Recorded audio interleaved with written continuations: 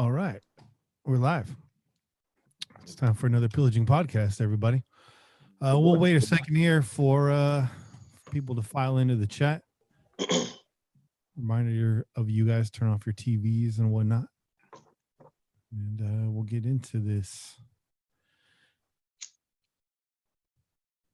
That's right. Let me turn off my TV. Shit, I was watching Damien Omen 2. I was watching. All right, welcome back, everybody. You're listening to the Pillaging Podcast, the number one podcast in Raider Nation. I'm your host, Kenny Stabler, joined tonight by Che, Kane, and Bobby Wasabi. Another big show tonight. We'll be taking a look at the Raiders undrafted free agent haul. Also, we're going to take a look around the AFC West to see how our competition's draft stacks up against the silver and black. Once again, thank you to everyone that's been donating. We appreciate your contributions and have already earmarked some of that money to once again increase the production level of this show. Once we're back in studio, things are back to normal. You'll begin to see some of those changes roll out. Donate right here on YouTube by hitting the cash icon in the chat or follow the link at paypal.me/PJ4F. Before I let these maniacs loose on you guys, one last piece of business. Make sure you visit onnationfanwear.com. One Nation recently debuted their face masks, which are selling fast. Get yours while supplies last. New styles just arrived this week as well. Lastly, Pillaging gear has finally hit the store, and it hit hard. The Pillaging tank top, my Pillaging tank top just arrived in the mail. Some of you guys on Twitter saw that on Friday, and the T-shirt and hat are on the way. Those are all available now at onnationfanwear.com. I haven't taken my tank off all weekend. Way too comfortable, especially in this warm-ass weather. But it cooled down today, so I'm wearing the tee. I'm going to show off the tee.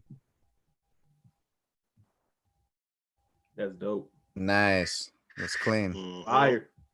I ordered the Pillaging Podcast tee. I'm waiting on that. The Pillaging Just for Fun tee. I'm waiting on that to come in the mail. Absolutely. Of course, got the Proudly Hated hat on and waiting on my Pillaging hat to come in the mail as well. So, again, guys, head over to onnationfanwear.com. It's the best fan gear in silver and black that you're going to find. All right, let's get it started, man. Can't talk football without a beer in your hand, so let's get it cracking. Goddamn right. Cold ones. Can I start off? I never have a beer, and I have a Hell beer yeah, man. Go for it, dog. You start us off. All right. Start us off, dog. A lot of talking, so let me do this, and I'll get out of the way. I'm drinking the Star Cloud from Modern Times. It's a 6.8%. IBUs are low at 50. Very citrusy. You can see the color right here. It's a hazy IPA. Real nice. There you go. Well, that's nice. That is kind of like, it's got a little banana look to it, man. Cloudy. Good. Definitely banana flavor, very tropical. Strong lime notes in this one. Very citrusy. What's up? And like a lot of the Modern Time beers, it's a juice bomb. So if you like that juicy flavor, you like those citrus notes, Modern Times, that's your go-to summer beer. Yeah. Who's next? Who's got beers on deck? Yeah. You know what's up. This is the Stone Viking Space Probe Double IPA right there. Little glare. Another Stone beer. It's unfiltered. Double IPA. It's got an 8.5 ABV, so it's packing a little punch. Let me pour that bad boy out so you guys can get a look at the color on that. Yeah. It's got a little bit of like a hazy look to it too.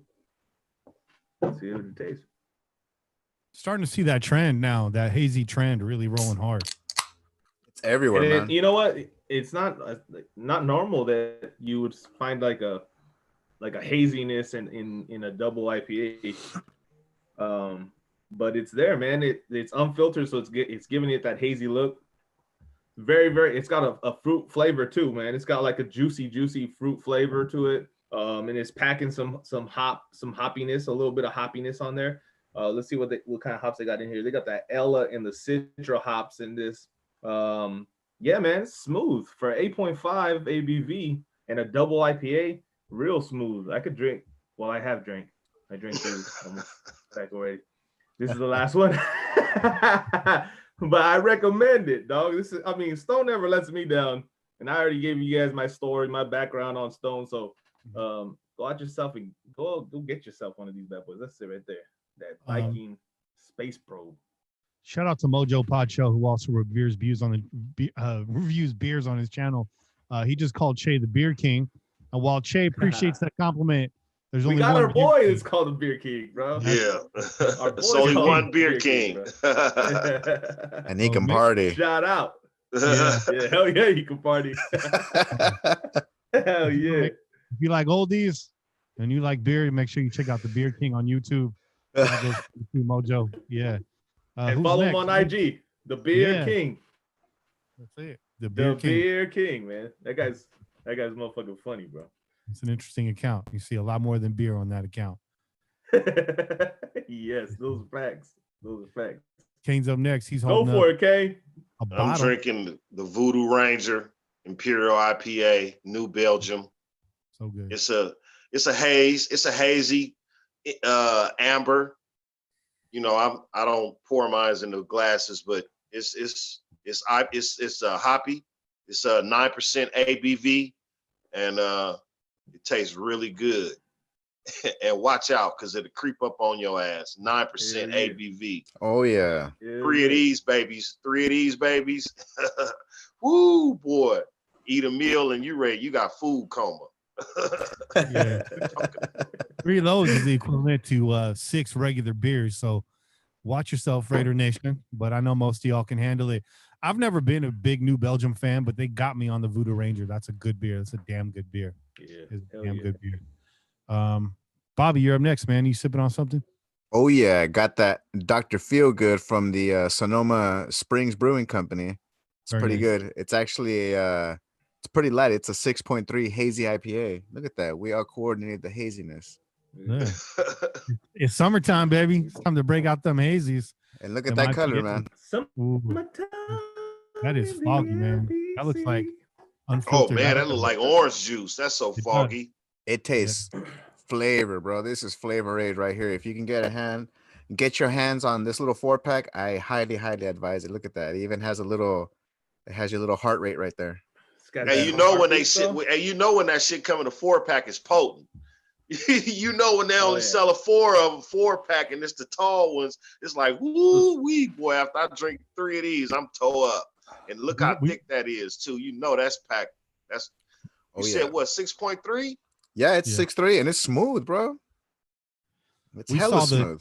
We saw the new Therapist beer that's out, the Confused Therapist, which is like a 13%, and that 4-pack goes for $29. So you know I didn't try it.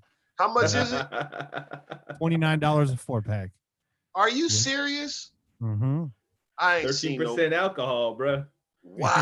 13% alcohol, bro. Yeah, drinking 4 of those is like drinking that's about 13 regular beers. So that's like drinking a half pint of Amsterdam. Damn, dude. Yeah, that's if you want to forget stuff, you get that 4-pack. Yeah, for real. Yeah, if you go through a breakup, you get that fucking 4-pack right there. You get that 4-pack when you plan on sitting on your couch and watching movies all day. You don't do nothing else but that. You ain't leaving your house. You finna smoke some weed and drink some beer that day. That's where you go to give your confessions, bro. That's where you go give your confessions right there to that 4-pack, bro. All right, guys, we got a lot to talk about today. Let's do a quick roll call in the chat, and then we'll get down to it. So first off, shout out to Damage Incorporated, PC man overseas over there, tuning in. I know it's early where you're at. I want to say thank you again for the donation. Sent in some more money via the PayPal. We really do appreciate that. Mojo's Pod Show is in the chat today. Raider Ben in the chat. Raider Ben wanted to come on the show. Ben, I got some guests lined up here, not tonight, but for the next few shows. But if you want to get on the air tonight, we will be opening the phone lines, it looks like. So make sure you're first in line for that. Got to shout out Vince. He's always in the chat. Raider Nug, what's up? Big Raider Trucker in the house.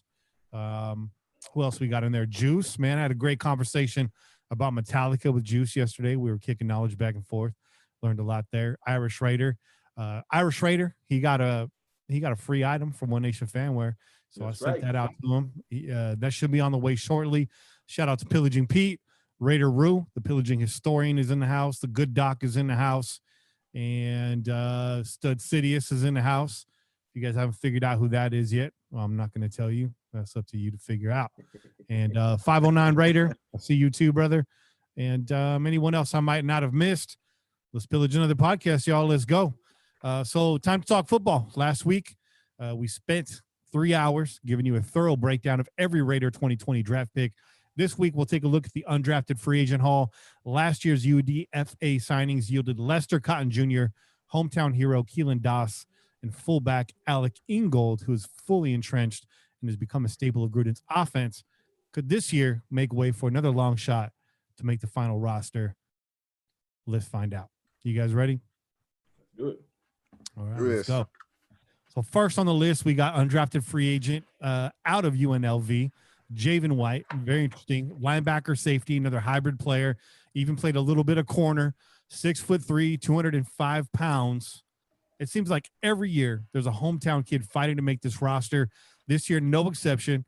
Javen White, very interesting. Went to UNLV, played 4 years there, but was raised in Oakland. So there it is. He's got the Oakland, Las Vegas pedigree. This seems like the perfect undrafted free agent. If we were on Hard Knocks again this offseason, y'all would be banging the table for him. Y'all be knocking on wood for this kid. You can't tell me this kid won't be a storyline even for a quick minute this offseason. With ties to both cities, it's going to be hard not to root for Javen White. Right. Will he make the squad? Will he make the squad? So let's give our thoughts on this. Che, why don't you start us off? Help us break down Javen White a little bit. All right. Well, so this kid, like you touched on it, he's another hybrid player. I think that's been one of the things that they've been looking for in terms of safety / linebacker play. As you know, the way the offenses are going in today's NFL, you need to have a guy that can kind of play both, right? You've got a lot of teams that have taken their safeties and put them in the box to play like linebackers, but using their strengths, right, to help in coverage and whatnot. So why not start looking for those types of players? Why not look for the prototypical guy that actually fits that style of play? And that's what I think Gruden and Mayock set out to do this draft. They said, you know what, yes, we need a linebacker, but we play in an AFC West with Travis Kelce. We got another kid over that they just got drafted by Denver and Fant, and Hunter is over there with the Chargers. So tight ends are in abundance in the AFC West. So we got to have guys that can cover, and not only just be coverage in terms of speed and DB play, but also have the size to actually fight these motherfuckers. So you go out and you get yourself some guys that you think have potential to become that. So we already saw that when we got, your boy last in the draft out of Clemson, when we got, Tanner Muse. We got a guy that kind of fit that mold, right? Somebody that was a little bit more impressive in terms of coming from a winning program, having that big size to him that looked like he could turn into a linebacker, but having that top end speed. This guy is kind of similar, except he doesn't have as much weight on him, right? This guy's 6'2". I don't know. I saw some places he was 6'2", listed at 6'3" sometimes, and he's about 211 pounds. Although I saw him. They interviewed him, local news in Vegas interviewed him about his chance with the Raiders. He said he was about 215. And what Mayock and Gruden said is they want him to play linebacker. They like him to play linebacker, right? So he was talking about, I'm going to have to get back in there and start putting on weight again because I thought I would be coming in as a safety. So I got to start stacking on some more weight. So he's trying to get back to 220, I think, by the time training camp starts, and then hopefully go from there, right? So right now he's at 211. That's what they had him listed. He said 215 in that interview. This guy runs a 4.5, 440. Okay, so he's got the speed. And if you watch his film, this guy's a ball hawk. He's around the ball all the time. He finds the ball. He tracks the ball really well. He gets his hands on the ball as good as a lot of DBs that you see out there. Big, lanky dude. Great against the tight ends, right? You got a 6'2" guy that can cover, that can run 4.5. That's going to be excellent in coverage. Again, the problem with him is the lack of weight, right? The lack of weight to impact inside the box. And that's what they doubt that he can do, is really have a big impact when he's inside the box playing linebacker. But if you have him as that Swiss Army knife and you say, We just want you to use your athleticism so you can shut down some of these fucking athletic tight ends that we got in the league. Then I think he's perfect. I think that, you know, you take your chance on him, and that's what they did. They picked him up. They said, let's put you on the practice squad and let's see if you pan out, because you have all the tools, you have what we're looking for, and let's see if you can put on that added weight to really, really compete here. Really quick. Todd. Drink. Shout out to Raider Rich and shout out to Mojo's Pod Show. Hell Thanks yeah. for listening, guys. I mean, who's next, man? Che, you said a lot, but there's even more to say about this kid. I know. Kane, I had more to say. Oh, But keep I going, didn't bro. want to say it all. Okay. No. I mean, we'll go around, and if it comes back to me, it comes back to me, though. All right. You know, I won't steal all the information. Kane, you got next, bro. Yeah, well, to add on to what Chase said, the dude got good speed, good tackling ability. You know, one thing that we do want to address about him that's really important is that he plays in a zone defense. That's very important for this defense, for the linebackers. So, you know, that will help him being able to go forward. Now, the knock on this guy is that he got stiff hips, so he can't guard the smaller wide receivers or the smaller running backs out of the backfield.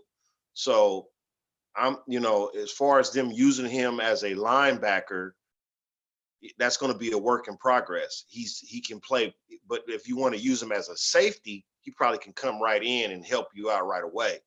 You know, he plays fast, and he you know, this dude right now to me is probably projected as a special teams player.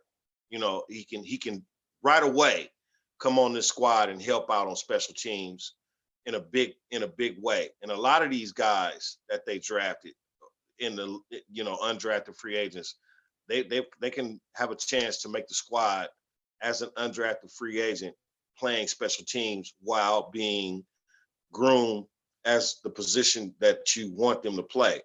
You know, but like I said, the stiff hips is a big thing for me. Playing outside linebacker, having to guard the smaller running backs out the backfield, he's probably better suited for guarding tight ends. He could probably do a lot better playing downfield and playing faster with everything in front of him. You know, so that's just what from reading up on this guy, that's what I took away from it, watching some film and whatnot. So, yeah, but at the end of the day, I think Javin White makes the squad, maybe as the 53rd, 52nd player. He might jump back and forth from the practice squad, but they will, you know, I don't think they will be able to hide this guy on the practice squad for long. You know what I'm saying? Not the whole season. Looking at his tape, it's interesting to see that he got by the draft undrafted. And I agree with you, Kane. I think more and more you're starting to see 3 safety sets in the league. And I can see Javen coming in like that. And obviously would fit right in on our special teams, being a downhill player and the hitter that he is. Bobby, why don't you get in here, man? Share some thoughts. Well, I was going to say also along with that height, man, is his wingspan. I believe he's registered at 77.5, which is, I believe, just a little under 6.5 feet. That's a big old condo right there, dude. You know, so he definitely has had a lot of interceptions, 9 interceptions, 7 forced fumbles. I mean, the one thing that you guys have mentioned before, and it's just the ever trend, is that we got players that are versatile and that are captains, man. Leadership. This guy was a defensive team captain in 2019. Not only that, he also was UNLV's football all-decade team as a linebacker, man. So he will need to stack on that weight to better pursue the linebacker position. And I definitely agree with what Kane was saying, man. I mean, the best spot for a lot of these cats who are coming in undrafted is going to be for special teams, so that way they could hone those skills, so they can add that extra weight, so that they can just, you know, step onto the field and be that much more effective, man.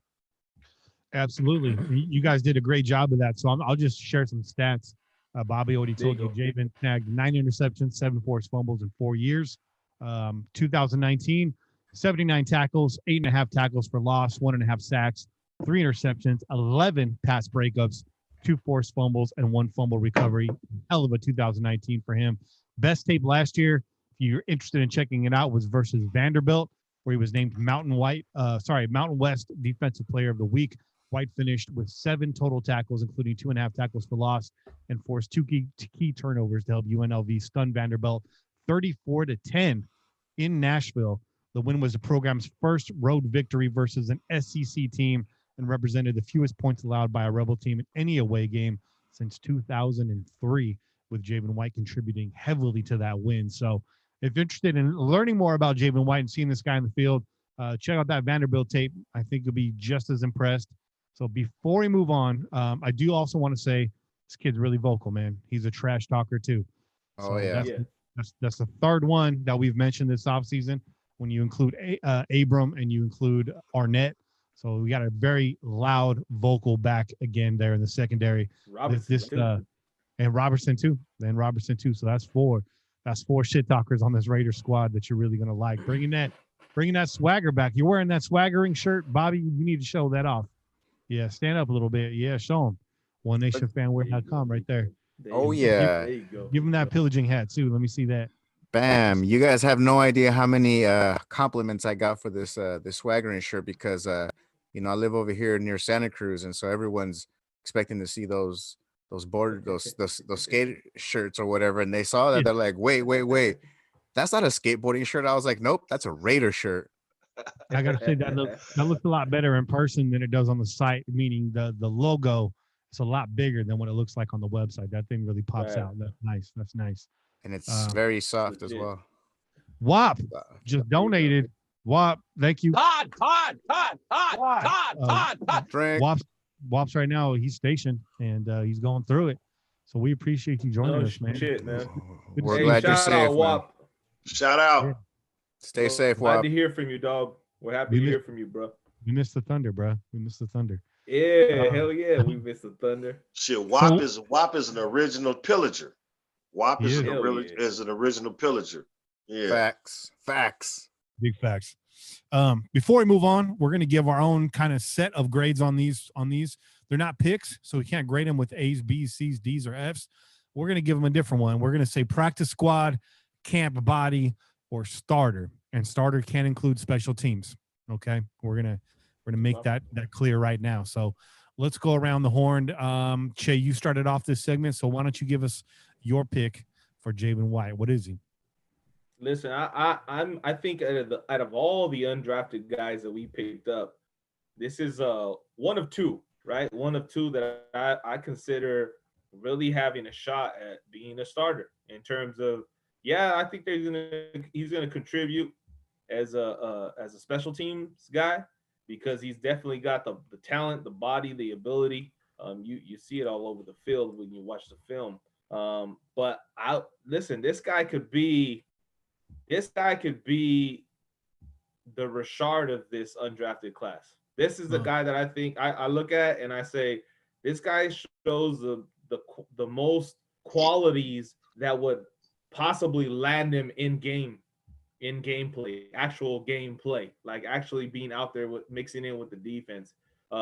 Just because of his ability, man, this guy can cover everywhere. Like you could spread him out. This guy, like over and over again, I saw him spread out, covering on the outside and running with wide receivers, running backs, and tight ends. This guy can do it all as far as coverage goes. Now, like we said, he lacks the size. He's a willing tackler. He's not afraid to tackle at all.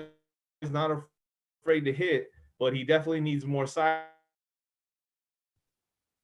Oh, we're losing Che here. He's breaking up a little bit. So let's go to Kane. Kane, you were next on this round robin. Why don't you give him a grade? What are you going to say? That, No problem.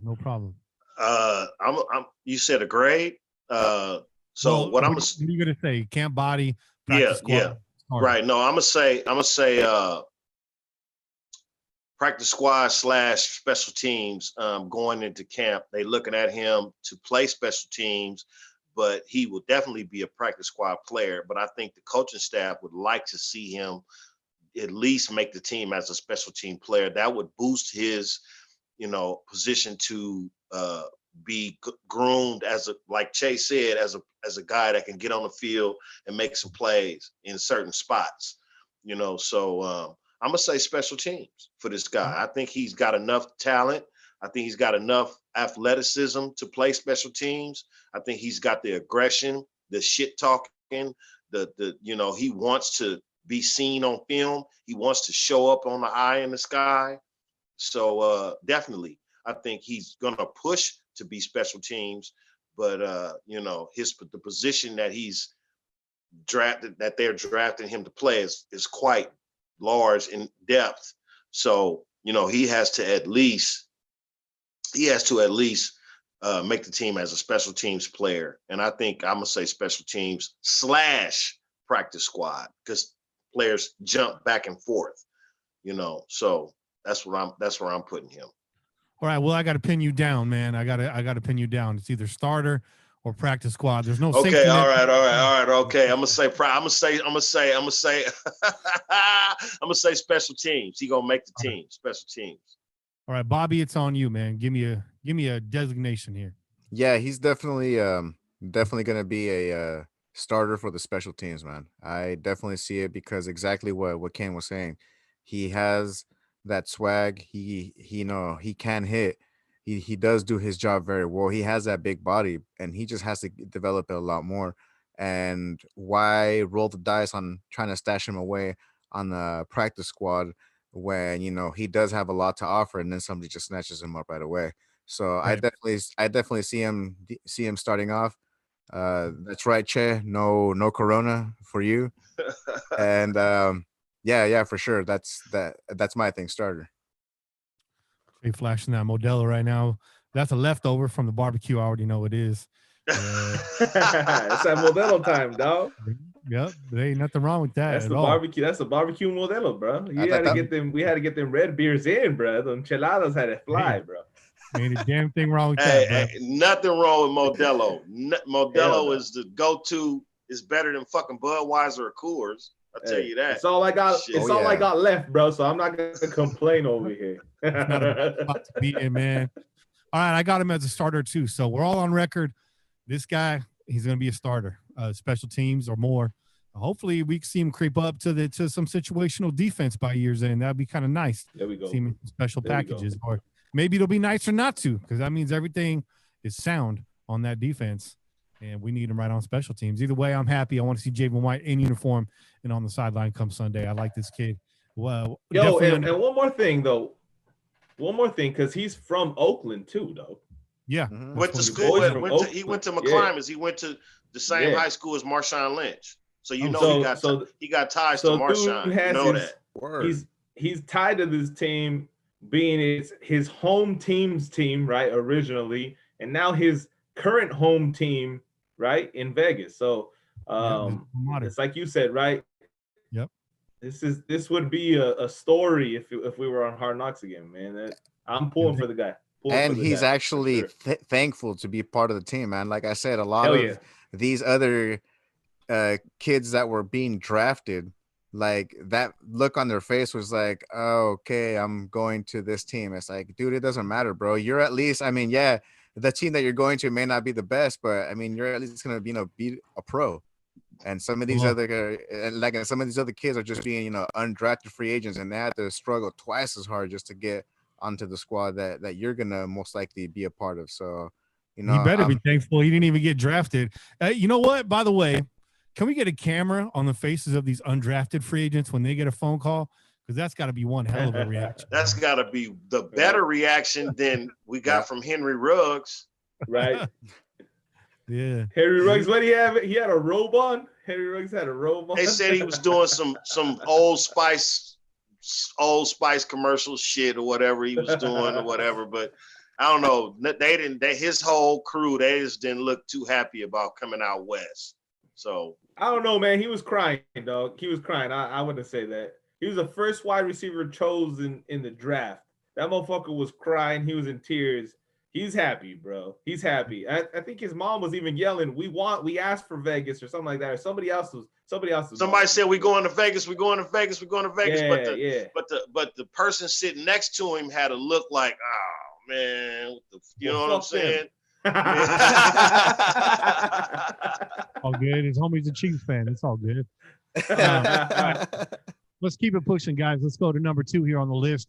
We got Dominic Eberle. So the Raiders didn't draft a kicker this year, but they did sign one. Undrafted free agent out of Utah State University. We got 2 UDFAs from Utah State from USU. He's a kicker. He's 6'2", 290 pounds. Not quite as large as Daniel Carlson, who's currently listed at 6'5". But we're going to talk about their numbers too. So really quick, Eberle set 8 school records during his Utah State career, 359 points scored, 8.34 points per game, 64 made field goals, 167 extra points made, and 167 extra point attempts, and is tied for first all-time in PAT percentage at 100%. Kane, why don't you take the rest of this story? Dominic Eberle, kicker at a Utah State University. First of all, I want to say this is the undrafted free agent that probably will make the team. By far, one of the top 3 kickers in the draft. Like he said, 167 straight PAT attempts made.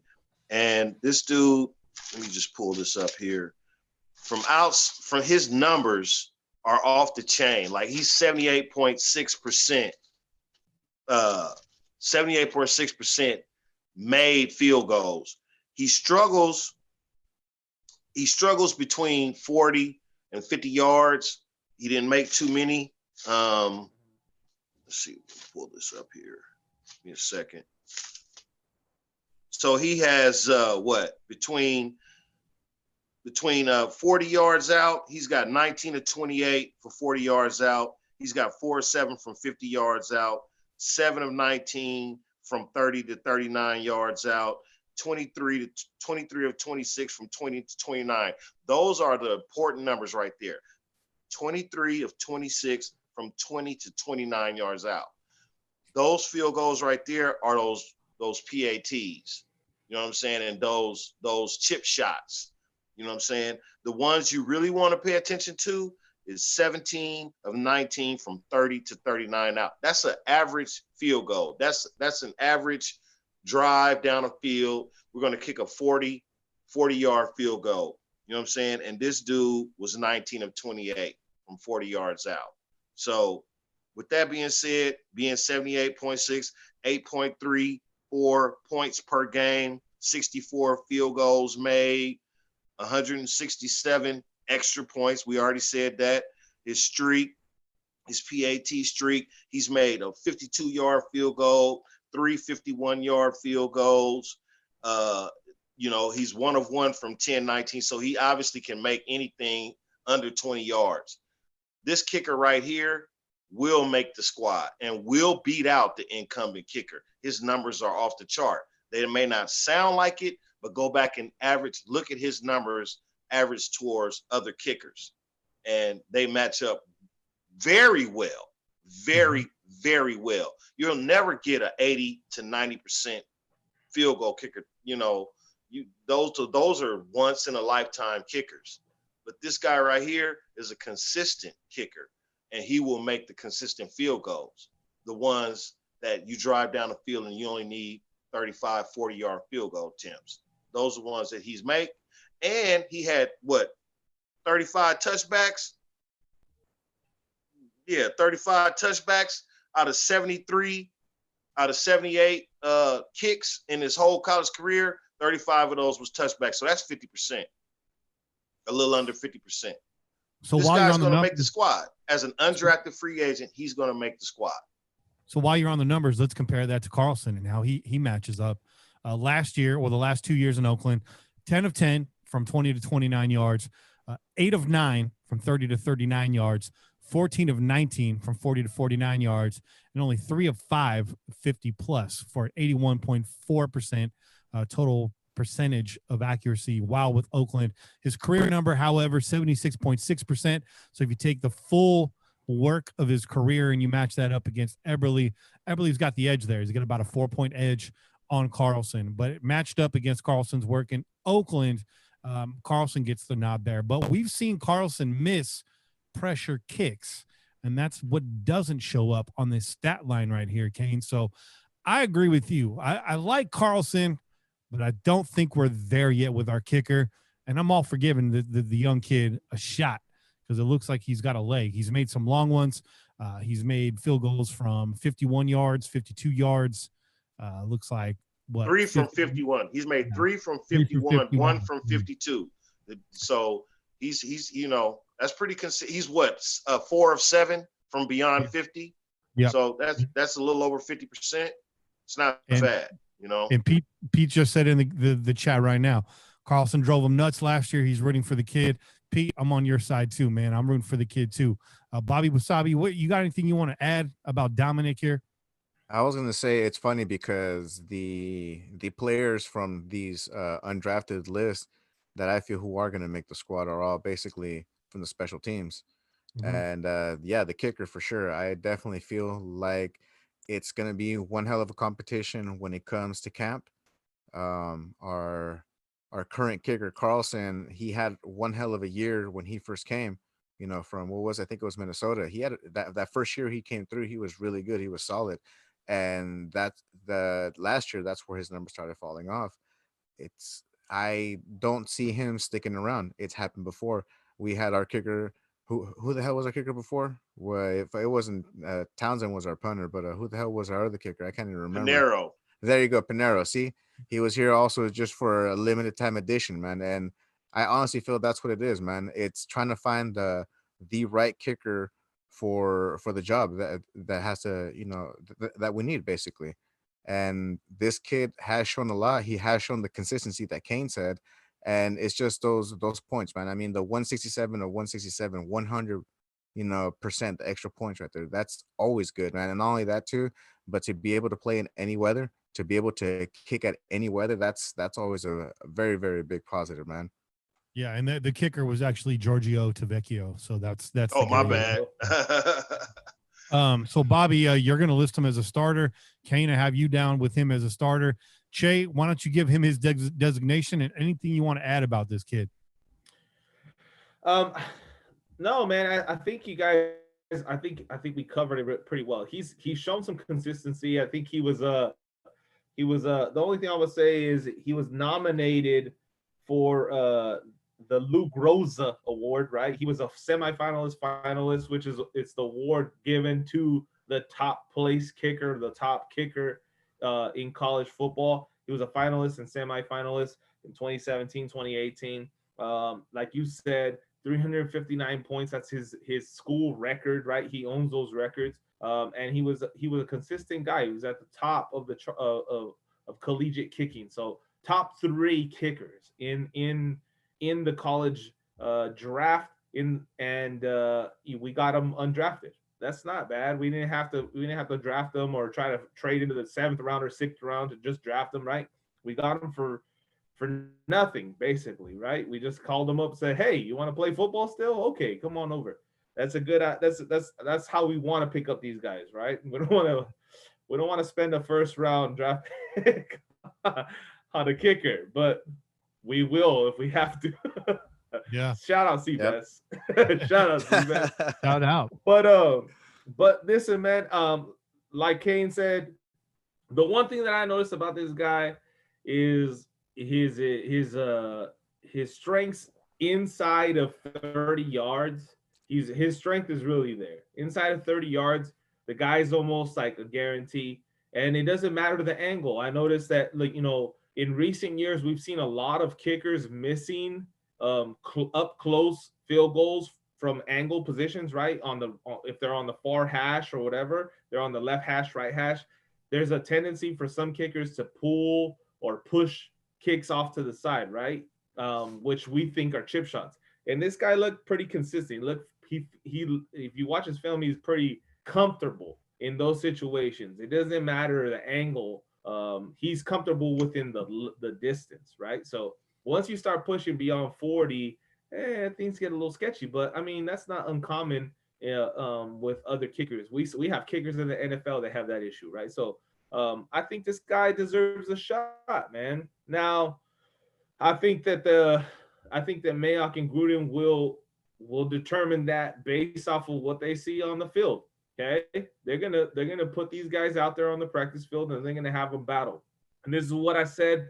I think at the end of last season, when people were saying like, get rid of Carlson, we need a new kicker. Why aren't we trying to pick up a free agent kicker or all that kind of stuff? I'm like, listen, they're gonna bring some bodies in. They're gonna bring some people in. And I think the safest way to go about it is not like don't get too extreme with it. It's a kicker. Okay, we're not gonna trade for a kicker. We're not gonna try to pick up and overpay a kicker. We're gonna get one where we can, where it's easiest, and we're gonna put them out there on the field and let them decide whether or not they're good enough to be on the team. So I think this is the perfect route, right? You get this guy undrafted, and you let him battle it out with Daniel Carlson.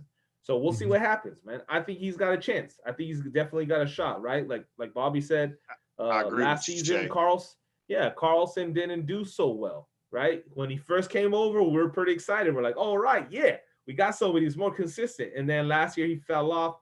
And kickers it's all about their head, bro. Like if we know anything about kickers, it's a head game with them, right? If once they get in their head, that's when shit goes wrong. It has nothing to do with mechanics, has nothing to do with their power. It has nothing to do with, with their technical abilities. It has to do with their mind. And once they get in their heads, they're kind of screwed. So I'm hoping for Carlson's sake that he's able to get out of that. But if not, I'm hoping this kid can surpass him and take the job. So I'm going to go ahead and say practice squad.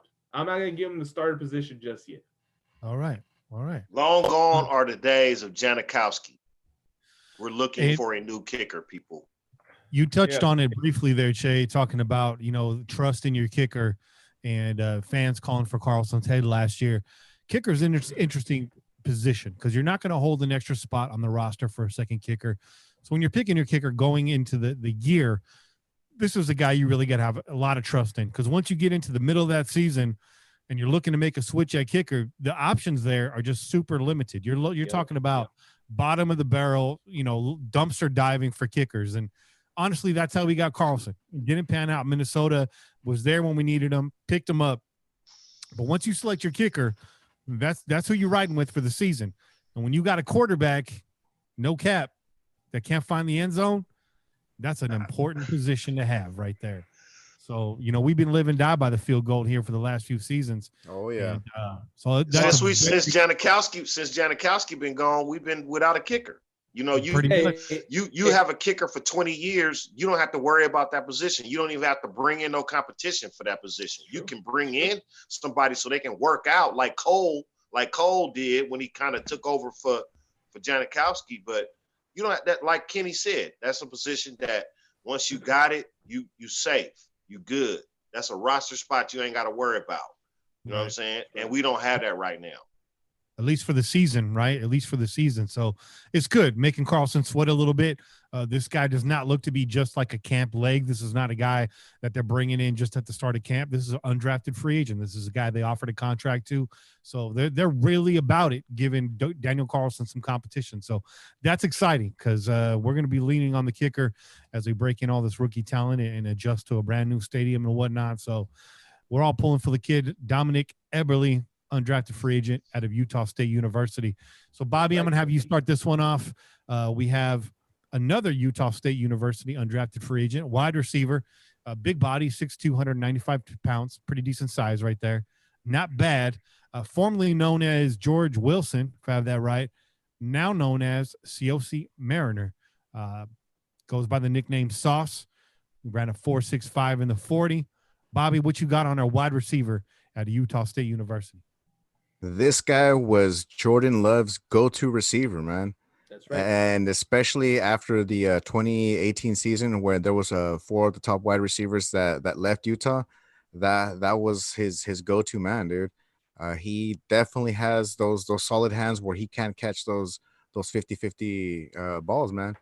It's the one thing that I have seen also in the film, just breaking down, because there's not a lot of film, is the ability to actually catch the ball in the air, not like in the numbers, which is one thing that always pisses me off, man, is that whenever you see the receiver actually the ball hit the chest, that's the worst thing, because that's, that's a guaranteed fumble right there. That's a guarantee that the ball's gonna fly out. So I definitely like the way that this kid's hands are solid right there. The one thing also that I did notice though that's not good is his speed isn't the best.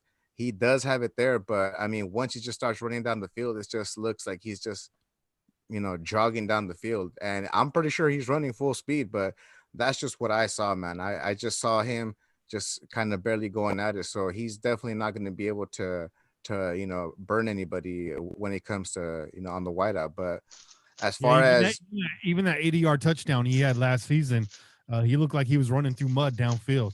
I mean, that corner almost caught up to him. If it wasn't for the S curve he took, that little angle he took, he wasn't making it end zone. So yeah, you're right. The speed, it's not quite there.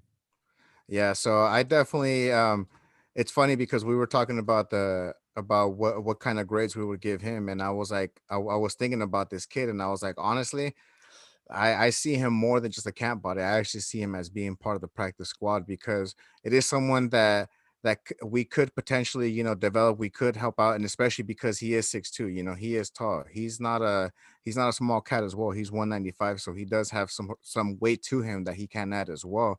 But Mhm. I honestly don't see him in making the starter, making the squad at all. Honestly, just on the practice squad.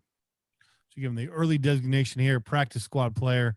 I like that. And feel free, guys, to just throw your designation out there like Bobby did, so we don't have to go back through if you're feeling it. If you need some time to make up your mind, that's fine too. We'll come back. Kane, let's go to you, man. Let's go to you next. CFC Mariner, undrafted free agent wide receiver out of Utah State University. What you got? I think this is a guy that sneaks his way on to the back of the roster, special teams. We didn't sign, first of all, let me just say this. We didn't sign a lot of undrafted free agents. Okay. So that, there's a lot more positions. There's a lot more space on the roster to add more players. This guy was added before they even thought about adding more players. You know what I'm saying? They need wide receivers. Now, with that being said, when I look at his numbers, he was the leader on his team. He led the league. He led his team with 978 yards, second all team. He plays fast. He's a big guy, another guy that you can use as a possession receiver. You know what I'm saying? Somebody that can go out and just make that first down catch at the pylon or at the first down marker. You know what I'm saying? He's not somebody that's going to outrun the DB and go for the deep play, but he can get open underneath at the slant. You know what I'm saying? A quick out. He's a big dude. He can block out the smaller DBs. Now, with that being said, he's got some work to do. But mind you, there are a lot of receivers that was drafted in this, that was drafted by the Raiders in this draft. And then there also are a lot of receivers already on the roster. So you have to look at like this. If they took this guy at the spot they took him at, and you already had a Keelan Doss and a Rico Gafford and a Zay Jones, the back of the roster guys, you obviously said, this guy, I'm looking for somebody to be better than all three of these guys. You know what I'm saying? Otherwise, you wouldn't have took another receiver. You would have just said, I'm cool with what I got at the back of my roster. So obviously, if they took this guy at the position they did, and they're going to give it, he's obviously going to have a shot to beat out those three names that I just said. With that being said, being in mind that they had the nerve to pick this guy up as an undrafted free agent, they brought him on to compete with those three players. And if he can beat out Gafford or Doss or Zay Jones, namely more so for that fourth receiver spot, then so be it. And I think he can do that. You know what I'm saying? I think he can. I think he's a more polished receiver. You know what I'm saying? He was a main target of a first-round quarterback. And those names you bring up, Rico Gafford, Zay Jones, even Keelan Doss. I think when you draft Henry Ruggs, he replaces all three of those guys right away. You don't need a guy like Rico Gafford, a speedster with a slim body, when you got a guy like Henry Ruggs on your team that can throw the speed and bring physicality to the position at the same time, which opens up the opportunity for a guy like COC Mariner right here. But Dawson Aitman are those COC type guys. Exactly. You know what I'm saying? So there, so again, a guy like Ruggs eliminates the need for those smaller, spindly speedsters. You don't need them on the back of the roster. What you want a guy with some size, a guy that's physical, that can be a possession type wide receiver, that can come in, be a red zone target, that has short hands, that can get open underneath. You got Lynn Bowden, you got Henry Ruggs, you got Brian Edwards. What's the need for Keelan Doss, the Rico Gafford, the Zay Jones, Tyrell Williams? Tyrell Williams will stay in there just because over the top. I'm just saying, you was talking about the speedsters. Yeah. But it's it's going to be tough, and not to mention who else did we bring on? Aguilar. We'll see what even happens with him. At this point. So Brian Edwards. Why need Aguilar when you got a Brian Edwards? So it's going to be my point. That's exactly my point. Yeah, we're saying the same thing. It's going to be that wide receiver room is really crowded. We're at, I think, 94 players right now. Cuts are going to happen. And I think that the talent level and that wide receiver core has gone up dramatically in this offseason. The competition is going to be real. Those guys should be sweating. They should be type nervous right now. Mariner started all 13 games, finished the season leading the team in every receiving category, caught 63 passes, 987 yards, 15.7 yards per reception, 75.9 yard per game average with 10 touchdowns. Played on the outside. He went inside. Again, very physical receiver. Great hands, runs physical. The guy plays wide receiver like a power forward. His ability to box out corners is incredible. And that's, again, just his size and his physicality. I love it. I like this guy. I have him. Man, it's tough. This is tough. If I'm gonna give a designation, I don't know, being Love's main target and all that, and his productivity took a major spike last year. You look at his yards in the but Love ran a lot too. Love ran a lot too. But this guy nearly racked up 1,000 yards, and that's just in his final year. The productivity drops off dramatically in his junior, sophomore, and freshman year, which it should. But this is a dramatic spike in his senior year. I think his junior year, he had something like 400 yards. So he nearly doubled his productivity in his final year. I don't know that this guy is a starter, but I wouldn't call him a camp body. Well, special teams would be a starter. He'd be a starter on special teams. I wouldn't call him a camp body either. I'm going to say, because I already got 2 starters here in these UDFAs, so just my Scantron methodology here is the answer can't be C 3 times in a row. I'm gonna say practice squad, even though I don't really feel right with that. But I think Mariner's a talent. I don't want to see him get away. Can I throw mine out there? Yeah, do it. Can I throw? All right, I say, okay, and I said this in my assessment. Again, I'm gonna bring this back up. You've got Gafford, and I know these receivers. Look, I'm just saying what's on the back of the roster right now. You got Gafford, you got Doss, you got Aitman, you got Jones, you got Zay Jones. Okay, when you draft a guy like this, or when you bring in an undrafted free agent like this, you're giving him a chance to beat out. You like, okay, I want you to beat out one of these type of guys. So the grade that I'm going to give this cat is, I'm going to say special teams. That's what I'm going to say. I'm going to say special teams, because I think those other guys that I named those are practice squad bodies. This guy is brought in to actually make the team and be developed as a big target, like you said, bro. A big target, somebody who can catch the touchdown at the pylon, first down at the pylon, you know what I'm saying? In the middle of the field catch for the first down. You just need a possession receiver. You don't need somebody to make a play. You just need somebody to make a fucking catch. You know what I'm saying? And right now, those dudes already had their chance. And obviously, they didn't stick. So you bringing in somebody else, you think that can, if I'm a coach or a GM, I'm gonna say I need somebody that can compete with these guys, this set of guys right here, and this is that guy. All right, so just to be clear, Kane, you're saying he's a starter on special teams, and Yes. now you're saying the first two guys are practice squad. So I'm going to go back and change. No, I said, bruh, I said they potentially practice. Wait a minute. Wait, say what? Say again one more time. So you originally had the first two players we talked about listed as starters on special teams.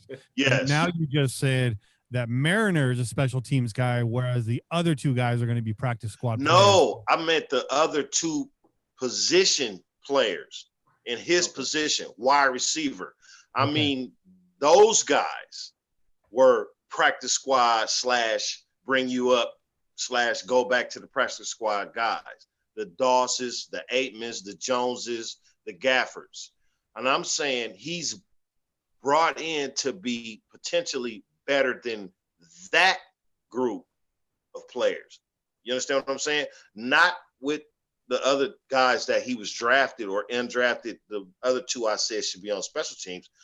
This guy, you know what I'm saying, can make the team in special teams by beating out one of the 5th or 6th wide receivers on the roster. Does that better explain what I'm saying? Yeah, that's a lot clearer. Yeah, and okay. Before we move on to Che here, one last thing I want to add.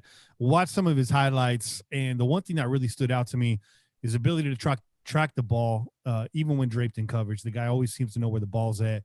His ability to catch the ball while going to the ground, you'll see a lot of that in the highlight film, and a few one-handed catches, even one where he tips up in the air and grabs it with one hand. So a little bit of an acrobatic nature here for Mariner, even though you want to pick him as that type of receiver. He's got ability to make some tough catches. So very interesting to watch. This is cool. This is a very cool long shot, and something that's very interesting to watch, especially as King pointed out, crowded that wide receiver core is right now. So want to give your designation if you have it's on Mariner. Love to hear it.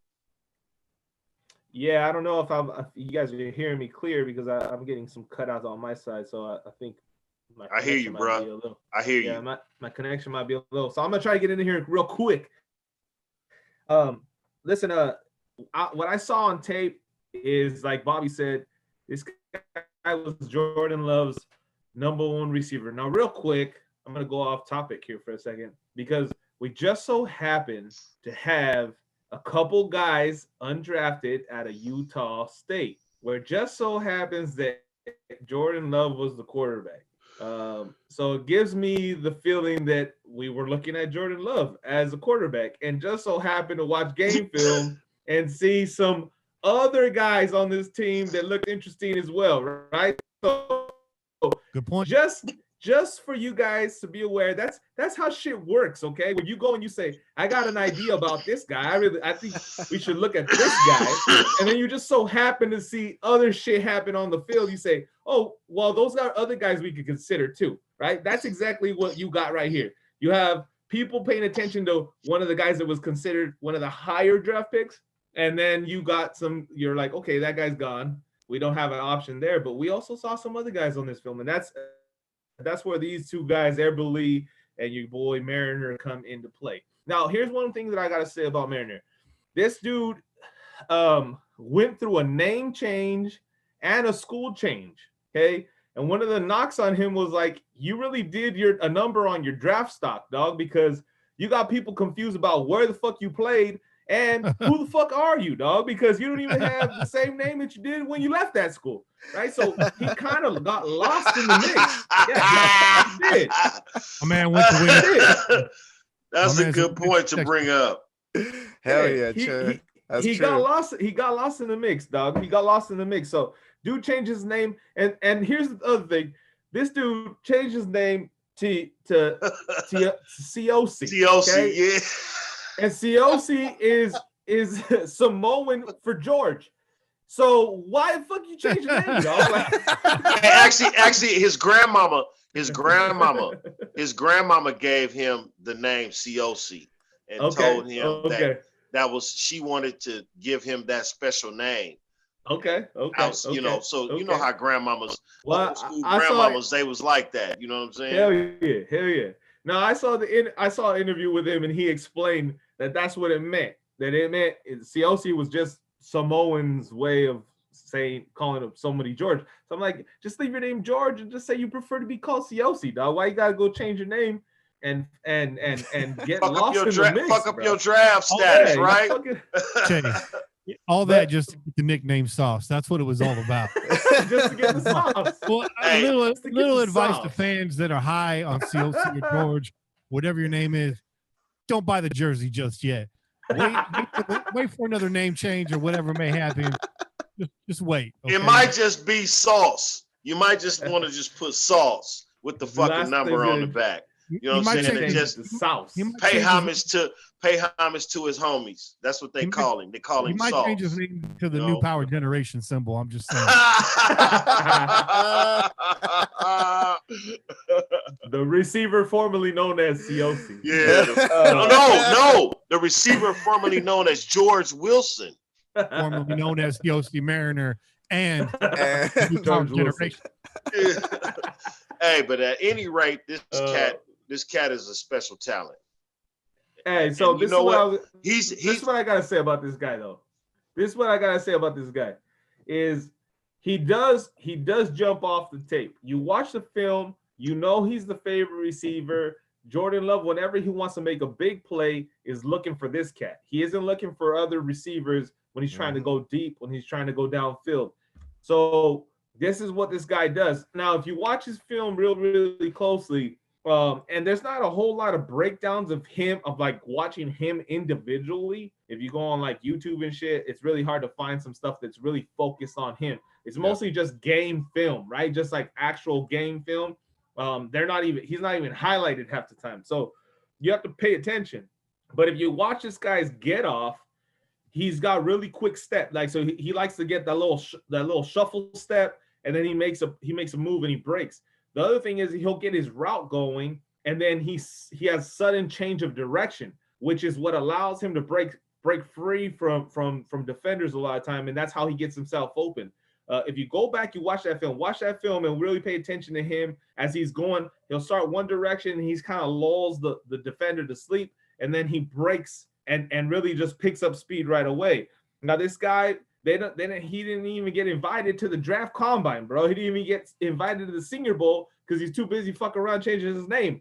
But they say that he supposedly ran a 40, or his low 40 would be right around a 4.5. So 4.54 burner. Yeah, he's not a burner, right? He's not gonna like burn the top off, but he could definitely create some distance. And with a 4.5, you have enough to finish, right? And what Kenny brought up is the other thing. This dude has a wide range. Like, he can get up for the ball. He catches the ball really well. He's got really good hands, excellent hands, I would say. And he catches that ball away from his body, right? He has no problems doing that. A lot of one-handed grabs, a lot of like guy hanging on one arm and catching the ball underneath him kind of catches. You'll see those in the highlights. So the dude tracks the ball really well. I think he bailed out Jordan Love a lot of times too, man. Like, I was watching the film, like, why were people so high on Jordan Love? This motherfucker underthrows and throws shit behind people all the goddamn time. And this dude made exceptional. He made exceptional catches. I was watching the fucking film, Che. I agree with you on that. He made a lot of really good catches, off balance, off target catches, like this. A lot of behind the back catches. Behind him. Yeah, you know what I'm saying? He made a lot of you're right, bro. I watched the film on that. You know what I'm saying? And This dude, that's why I said he'll make the fucking team. He can beat out a Doss, a Aikman, and a Gafford because he's a big body possession receiver. He's that Judy that you can get in the later rounds.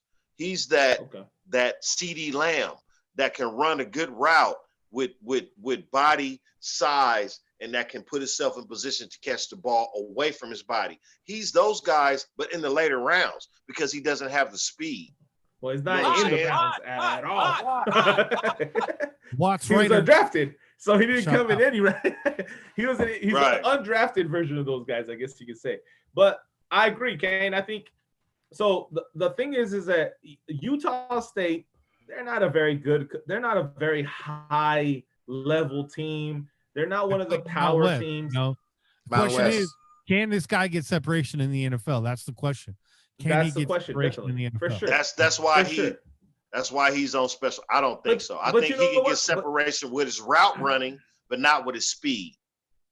But that's what you have a lot of these top guys. What you're touching on right now, Kane, and you said he's a late round or an undrafted Judy or CD Lamb. You're touching on the fact that these guys don't have that top end speed, right? They come in with their 40 times at 4.5, 4.6 or close to that. They're not like burners. They're not creating distance. It's their excellent route running, their sudden movements, their ability to adjust to the ball. That's what gives them a leg up on the competition. So in that way, I think you're right. I think that's where this guy has his strengths, right? Not necessarily he's going to run away from you, but he can adjust, he can move, he has sudden movements, he catches you off guard, and he creates distance the only way he can, because he's not going to run away from you. He's got to be smarter than you. And so exactly. I like what I saw. I like what I saw. We'll see how it pans out. Right now, I would call him a practice player, bro. I would make him a practice squad guy just because we do have a wide receiver room that is full. And I'm not even. But you don't think he's better than Gafford, Doss, or Aitman, like the back end? I do, but I don't think they're going to be on the starting squad either, dog. So you're talking about a team that now has Ruggs, Williams. We have Hunter Renfro. You have Zay Jones, right? That's a crowded room already. That's already a crowded room. Not only that, but we have a fucking another like 10 fucking tight ends. Like, where are all those guys gonna go? You know what I mean? So, I think he's definitely gonna have an opportunity to beat out guys like that. But I don't know if he ends up on the squad just because of the depth and the amount of people that we've picked up in this offseason. He has to beat out Zay Jones. Yeah, he has to beat out Zay Jones. And if you saw Zay Jones is out there practicing with Derek Carr breaking the shelter in place rules. But go ahead, get your catch on, dog. I want to see you catching public passes this season. Yeah. All right, let's move on, guys. Liam McCullough, undrafted free agent out of Oklahoma State University, long snapper, 6'2", 237 pounds. He was flawless snaps in 54 out of 55 games. From 2016 to 2019, academic all Big Ten. Check out the big brains on Liam. He's a smart kid and earned a scholarship out of high school, second long snapper in team history to do so. That's all I got on this kid. You know, that's all there is. Do we need a new long snapper? What was the performance like last year? Bobby, I'm going to go to you first. What are your thoughts on Liam McCullough? Well, I was going to say, man, along with, being offered a scholarship to Ohio, being only a second person to be offered that, he was actually being offered already scholarships in his junior year by Michigan. He was already, being sought after ever since then, man. So if anything, it's always good to, keep an eye out for our special teams, man. Trying to, make sure that they're nice and stocked up, very, very well secured, and have the players that have that consistency, man. And that's the one thing that a lot of that the kicker that worked with him always said, is that he had that consistency, he had that accuracy, and he had the power. And not only that too, but from the film that I did see, he's a hustler, man. He gets down the field. He definitely, runs down there after he snaps the ball, and he tries to, create something, tries to create a play. If anything, he'll maybe direct the kick returner, the punt returner the other way, because he's actually there half the time. So I like it. As far as making the squad, yeah, I do. Just because of the pedigree of the schools that were already looking at him, man. It wasn't just Ohio. It was, like I said, Michigan, dude. And it wasn't him getting offers in his senior, him getting offers in his junior year, man. So he's definitely a special talent, definitely has a lot to bring to the table, man. I like it, man. Not only that, from what a lot of previous long snappers have said, is that this kid actually approaches the game with a clear mind. And that's the one thing that you want to have when you have a special teams player, because special teams, it's coming down to the wire, it's all this, and last thing you want is a person to crack. And so that's the one thing that they said, is that he actually goes there with a relaxed mindset, and is able to do his job the way he's supposed to. That's why he's been so successful. Ever since he was in high school, he's had that clarity, man. So I definitely see him. Like I said, he was one of the starters I see coming into the special teams, man. So yeah, for sure. All right. And so you think he'll push out Trent Sieg, the incumbent long snapper? It's we haven't had much issues. Yeah, dude, it's funny because when you said that, dude, it's like we haven't had much issues, man. But it's honestly, I think it's all about that chemistry, man. We haven't had the chemistry between the long snapper and the kickers as well, man. So I think it's a little bit of everything, man. But do I see it happening? Yeah, I do. Just because of that pedigree, man, of just him being sought after, dude. I honestly do. I'll stick to those guns, dude. I'll die on that hill. All right, man. I appreciate that. Appreciate that. Che, let's go to you, man. Liam McCullough is going to push out Trent Sieg, the illustrious all-pro long snapper, future Hall of Famer, gold jacket wearer, silver and black legend. Is he going to do it? Can he fill the shoes that John Kondo left empty? And that's exactly what I was gonna say, man. Is we're too busy trying to find a replacement for John Kondo, bro. We're missing John Kondo right now. Who in the blog was always hating on Kondo, dog? That's BSJ, Bo Schemblecker. Yeah, that's Come Bo. on, man. How you feeling now, dog? All right. I bet you wish Kondo was back. Now listen. I think that's exactly what it is, dog. It's trying to find a permanent feel there, right? Or long snappers are a weird fucking position, dog. Like they're never gonna be anything more than that. They're kind of like a kicker and a punter in a lot of ways that you can't entrust that they will be able to fill in somewhere else as like a backup for a different position. They're not going to be a backup guard or a backup center. They're not going to do any of those things because they're just not built that way.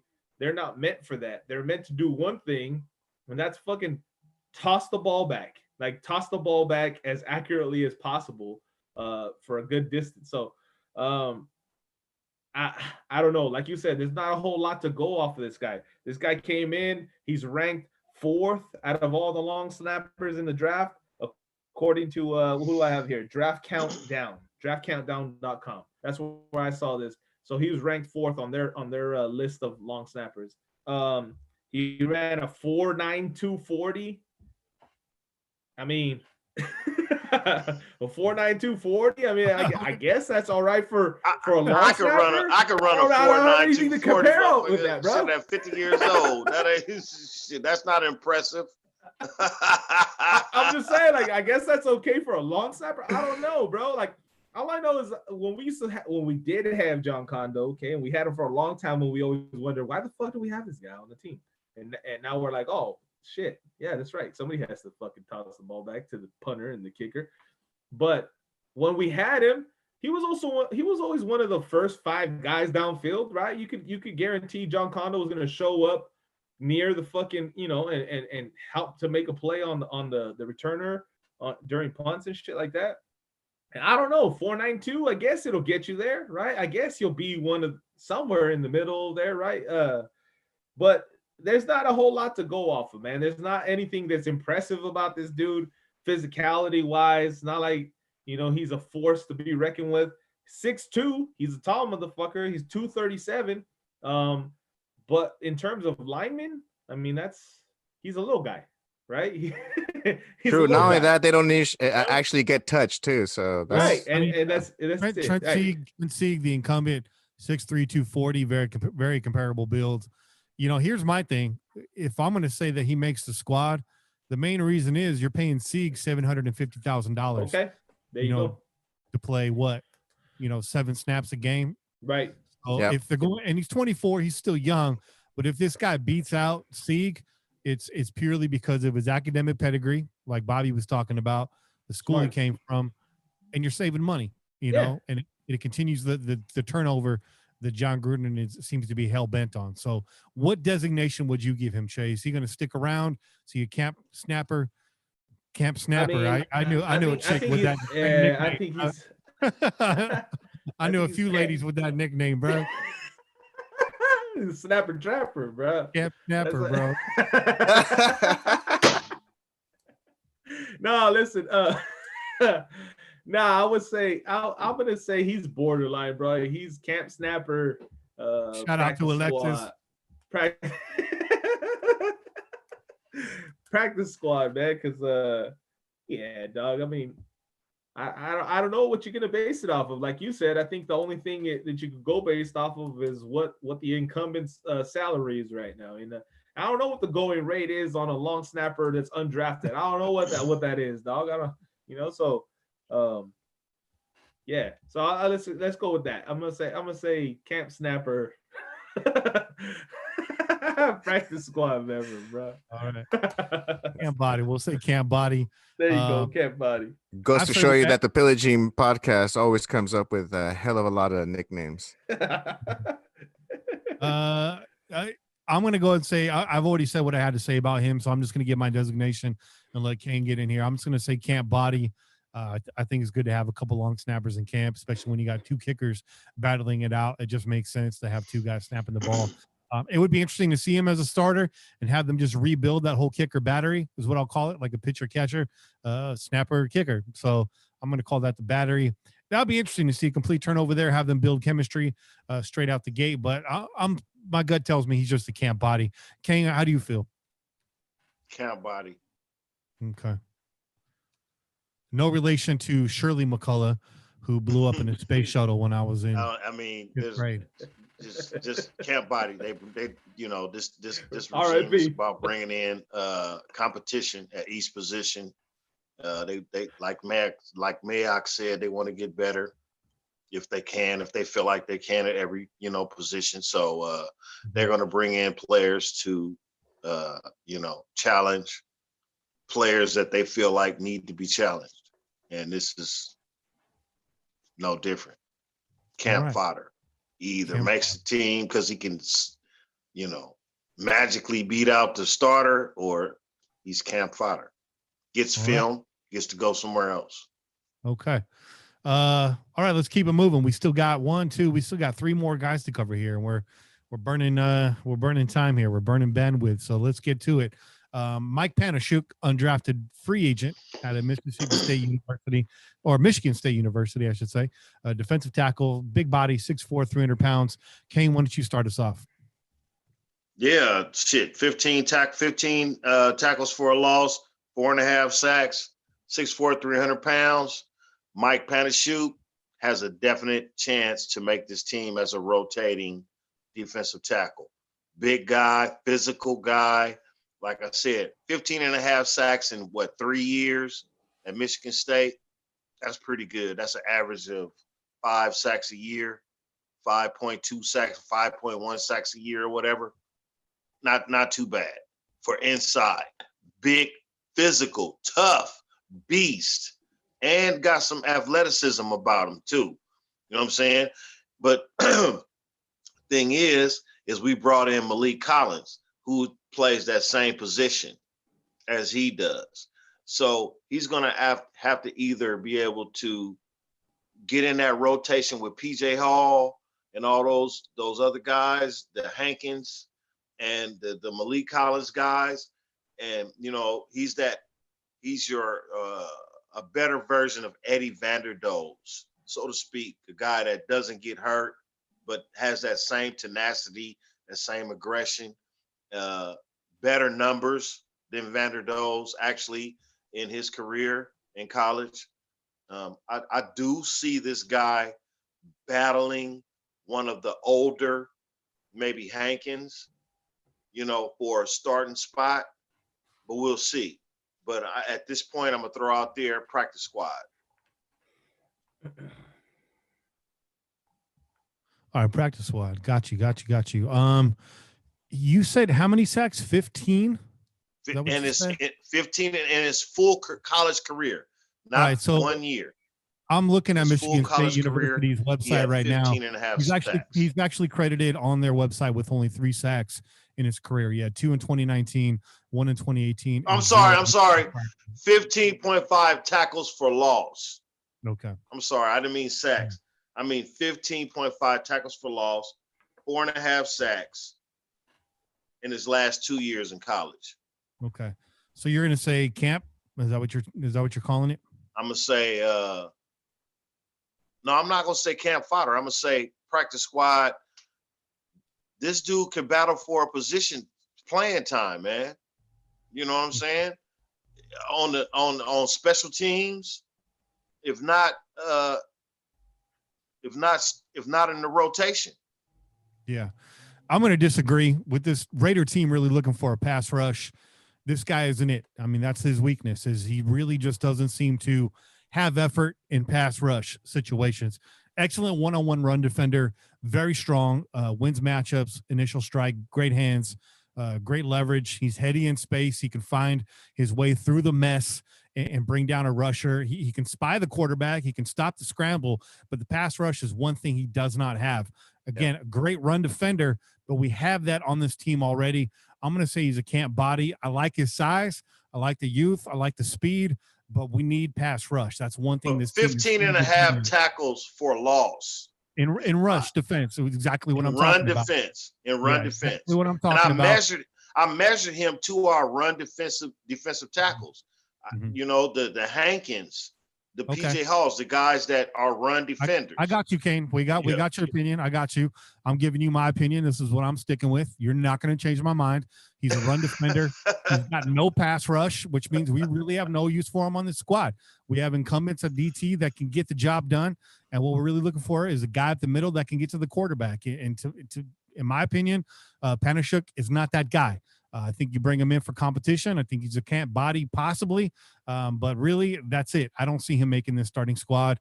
The DT rotation also getting pretty crowded, but he brings some size and he brings some competition, and we'll see what he can do. Let's see if he shows up in the preseason. You know what I mean? Bobby, what do you got on Mike Panashuk? I was actually thinking the same thing too. The camp body. The reason why is because I believe the reason why he was so successful is because he was working in unison with his brother. His brother was the edge, he was the tackle, and not only that, they actually had a little trick that they would be able to read what the hell the offense was doing, and they'd be able to communicate with each other in Polish, so that way the offense wouldn't know what the hell was going on. So I feel like just that ability to be able to work with somebody else and to be able to work in code, I think that's what actually helped out his numbers that much more. I mean, but his numbers are very impressive. I'm not going to lie. I mean, he has the 2 interceptions and he has 1 for a touchdown as well. I mean, that's pretty cool. Not only that, the cat looks like a Raider, dude. He looks like a freaking Viking, dude. But that's not enough to get you on the squad, man. And I honestly think he's going to be a camp body, dude. Yeah. Okay. Camp body for Bobby. Che, man, get in there. I know you got some pearls of wisdom on this kid. Let's hear it. Hey, I mean, he's got a body for sure, right? He's got a lot of body. 300 pounds. 6'4". Now, listen, so I mean, I looked at this guy, like Bobby said. What's that? Said he's thick like cold peanut butter. He been in the fridge for a while, dog. He been in the fridge. You gotta heat up that fucking knife to scoop that motherfucker out. Oh man. But no, listen. I mean, I looked at the film, man, and as could be expected, I think when you take when you take linemen undrafted, they're undrafted because of the things that we've been mentioning. They don't really. He lacks the athleticism. He lacks the pass rush. There's not a whole lot of things that pop out about this guy when you watch the film. I think he consistently is able to move blockers when he's in one-on-one situations. He presses a lot. He likes to press, but he doesn't necessarily disengage. The guy never really disengages from the block. He just kind of tries to move them back towards the quarterback. That's what I saw. I saw a lot of this, which tells you the dude got some good upper body strength because he's moving the dude, he's moving him in and out. But I mean, if you're just gonna stick there, it doesn't really help us out, man, unless you're really just taking that guy off his feet and shoving him into the quarterback, which I didn't see a lot of that either. He holds his ground, and that's pretty much it. In terms of the run, he was there. He made some plays, but he's not going to jump off of the books and off the game film in terms of stats and his production. He's not going to make a whole ton of tackles. Defensive tackles usually don't, right? He's not going to do that. Really what he is just like a plug, man. He just kind of like fills in and plugs up an area of the offensive line and tries to hold his ground there. Anytime that I saw him kind of try to make a move, maybe stunt into the gap or anything like that, try to go in between guard and the center, he a lot of times got washed out. He got pushed out of the way, moved out of the way, and there wasn't anything to show for it, right? A lot of effort with no result. So I'm like you guys. I don't think this guy makes it, just because we already have quite a few other defensive tackles on this team in terms of PJ Hall, Malik, and Hankins, as Kane mentioned. I think those guys got him beat. Now, you bring a guy like this in. Why? Because you say, okay, these are the guys that we got, but we're not 100% content. We're not like content with these guys, and we want to make sure that they have some fire in their ass. So let's bring a guy with a chip on his shoulder, a guy that has nothing to lose, right? A guy that didn't even get drafted, that's going to come in here and try to go from day one of practice. He's going to go out there. He's going to try to impress people. He's going to try to like show, like, I deserve to be on this team. You guys should drop one of these guys. That'll light a little fire under their ass and say, PJ Hall, get your shit together. Hankins, get your shit together. Like, you guys need to make sure that this guy doesn't make this squad, because if he does, that's one of your asses that's on the line, right? So I think that's exactly what he is, and I think it'll pan out exactly like that. I don't think Hankins is going to lose his job to this guy. I don't think PJ Hall's going to lose his job to this guy. And definitely not Malik. Definitely not Malik Collins. Well, definitely not Malik, and definitely nor not Hurst. But you're looking at PJ Hall and Hankins. Can he beat out those two? No. Well, the bottom line is he can't play the 3 technique, and that's going to leave him on the outside in this defense. Chase said it. He doesn't disengage, and in pass rush situations, he stays at the pocket level. You need that middle pushed, and I think you're seeing that in the culture of this team and the trend of the guys that we've brought on. Malik Collins, probably one of the low-key steals in free agency this year. I don't think Mike Panashuk is a steal in the undrafted free agent market. This guy's a camp. He was a leader on his team, on his defense. He was a leader on his defense. That's another trend. 3 career sacks ain't going to get it done in Las Vegas. So no, let's move forward. Time for Nick Bowers, undrafted free agent out of Penn State University. Tight end, 6'4", 260 pounds. Big boy here, going into a very crowded tight end room. Let's start this one off with Bobby. You haven't kicked us off here since the beginning. What you got on Nick Bowers? Are you saying Bowers? Bowers. Bowery boys. Bowers, bro. Kenny Bowers. Get it. Well, I don't think I saw a picture of him with a mullet, but the one thing I know is that he does have solid and reliable hands. And that's the one thing when it comes to catching the ball. They say that he's a very strong blocker, and I have seen that on some of the film. He's a huge motherfucker. That's for damn sure, dude. He's a big boy, dude. You see like a small like college dorm refrigerator running down the field, man, with some cleats, and that's this guy, because like I said, he's a good strong blocker. The one thing though is that he definitely has been plagued with injuries, man. He got plagued in 2016 where he was basically done, and half of 2017. So because of those injuries and because of the full room of tight ends that we have, we got like 20 million tight ends. I say this is a camp body as well, man. Tight end room looking like a house party at Kane's house in '87 right now. Everyone double fisting them 40s, like by Lake Merritt, Park Avenue, Lake Merritt, baby. Yeah, that was me in 1988. Yes, sir. Everybody trying to get into that house party.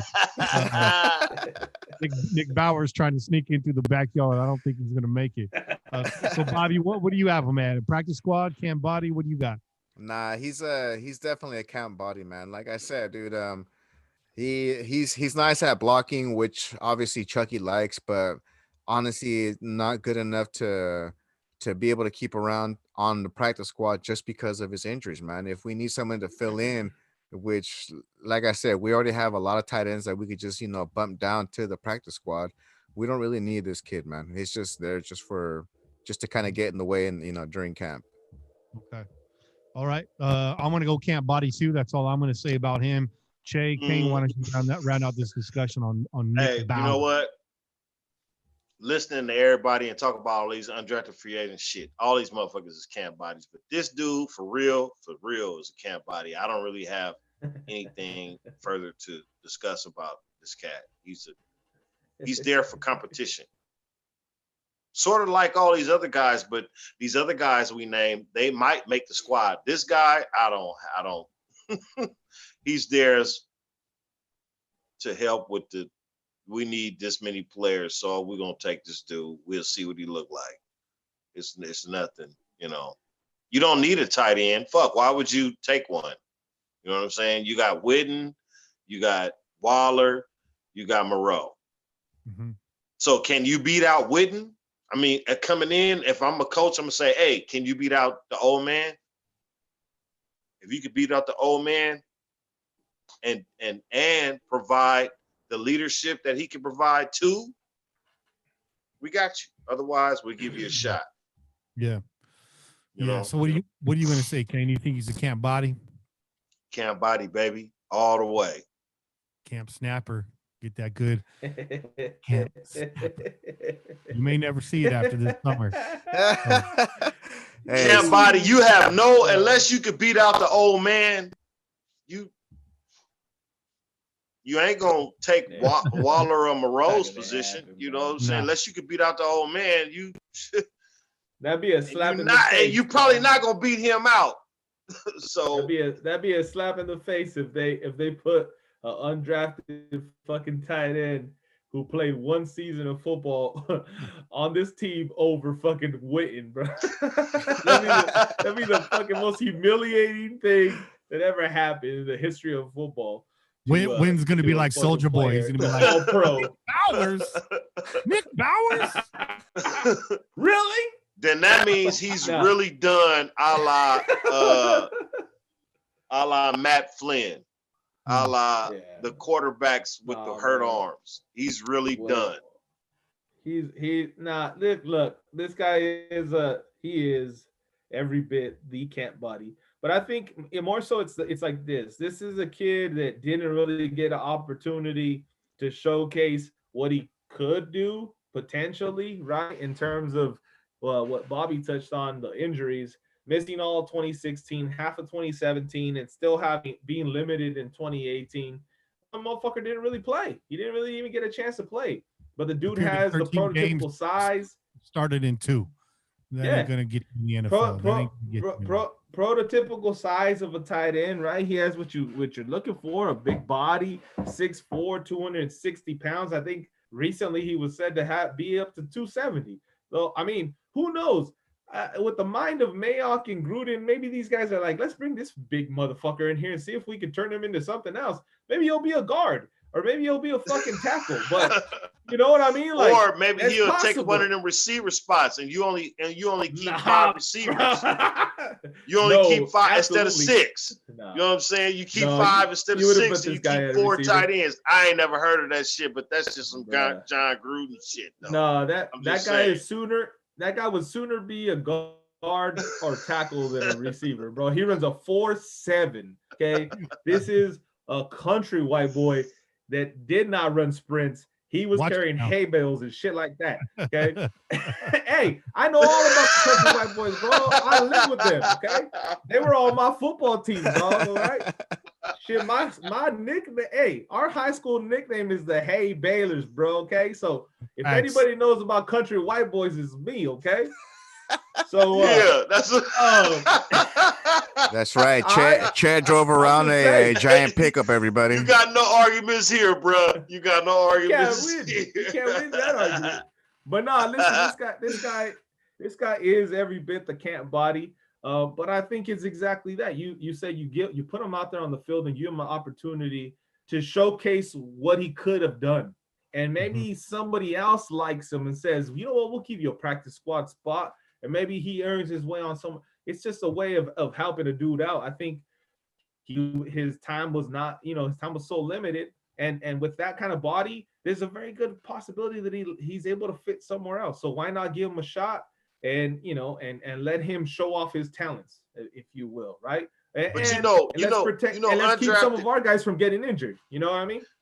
But undrafted free agents, they have a choice. So if he chose to come here, then he must think he can beat our Witten. I'm just saying must think, because I'm gonna look at the roster and I'm like, I know I can't fuck with Water and Moreau, but Witten is my target. If he chose Witten as his target, I wouldn't say that because. So, but you're assuming that somebody else was after him like that. You know what I mean? Like he's an undrafted free agent for a reason because nobody drafted him. Yeah, so he took the contract. Those guys get sought. Those guys get sought after quite a bit though. Those UDFAs, they get bargained with. And look at Doss last year. Not everybody. We can look at Doss. There's a lot of motherfuckers whose dreams never come true, dog. So not a guy. Yeah, not a guy that started 2 games at Penn State. He took the contract because he got a contract. And that's what it comes down to. You know what? Bring in Nick Bowers and have him share his cornbread recipe with Arden Key and put some weight on Key. That's what Nick Bowers for. Share your lunch with Arden Key. That's what you need to do all summer long. Share your lunch with Arden Key. Nick Bowers, come to camp and bring a fucking ham hock, bro, and give that shit to Arden Key. That's what I'm talking about. There you go. That's what he's good for. That's what he's good for. We have them all listed as a camp body and resident cornbread specialist. Let's move on to our last undrafted free agent. This is a guy I'd like to talk about. Madre Harper, undrafted free agent out of Southern Illinois University. Big body cornerback, 6'2", 190 pounds. Nice frame on him. Ran a 4.4 140. So he's got a little bit of speed there. Tall, thick, long frame. Plays to his size. Great athlete. Matches up well against big wide receivers. But if you look at this guy's highlight film, it's basically a tackling compilation. He played at Southern Illinois. Now, this is the cons. He was dismissed from Oklahoma State in 2017 for violating team rules. It never was released exactly what it was he did. Maybe somebody that's a little bit more clued into the NCAA knows. Might have signed some autographs. Might have sold a jersey. Might have did something like that. Yeah, that's probably what it was, bro. Plays a little tall. Doesn't always finish out on run plays. But his tackling ability alone is what tells me this guy's going to make special teams. I think Madre Harper is going to make special teams this year for the Raiders. Ralph Bisaccia saw this guy and was like, John, get him an undrafted free agent contract. I need someone that's fast like that can get downfield and tackle. Give me that guy. I can use him. He's a tool on my squad. And John said, no problem. So that's what I got on Madre Harper. Che, why don't you kick this one off, man? Yeah, man. I mean, I don't have too much more. We can go through his stats for 2019. Like you said, he was dismissed from Oklahoma State, and he ended up at Southern Illinois, which is not a big school, as we know. This dude played 11 games. He had 10 starts in those games, and he had 42 tackles, 12 pass defenses, and 2 interceptions. So I like the 12 pass defenses. It lets you know that his size is used well. I think one of the things that I read about him is that because of his length, he's able to fight back into coverage if he gets beat or whatever, and he's able to really contest passes.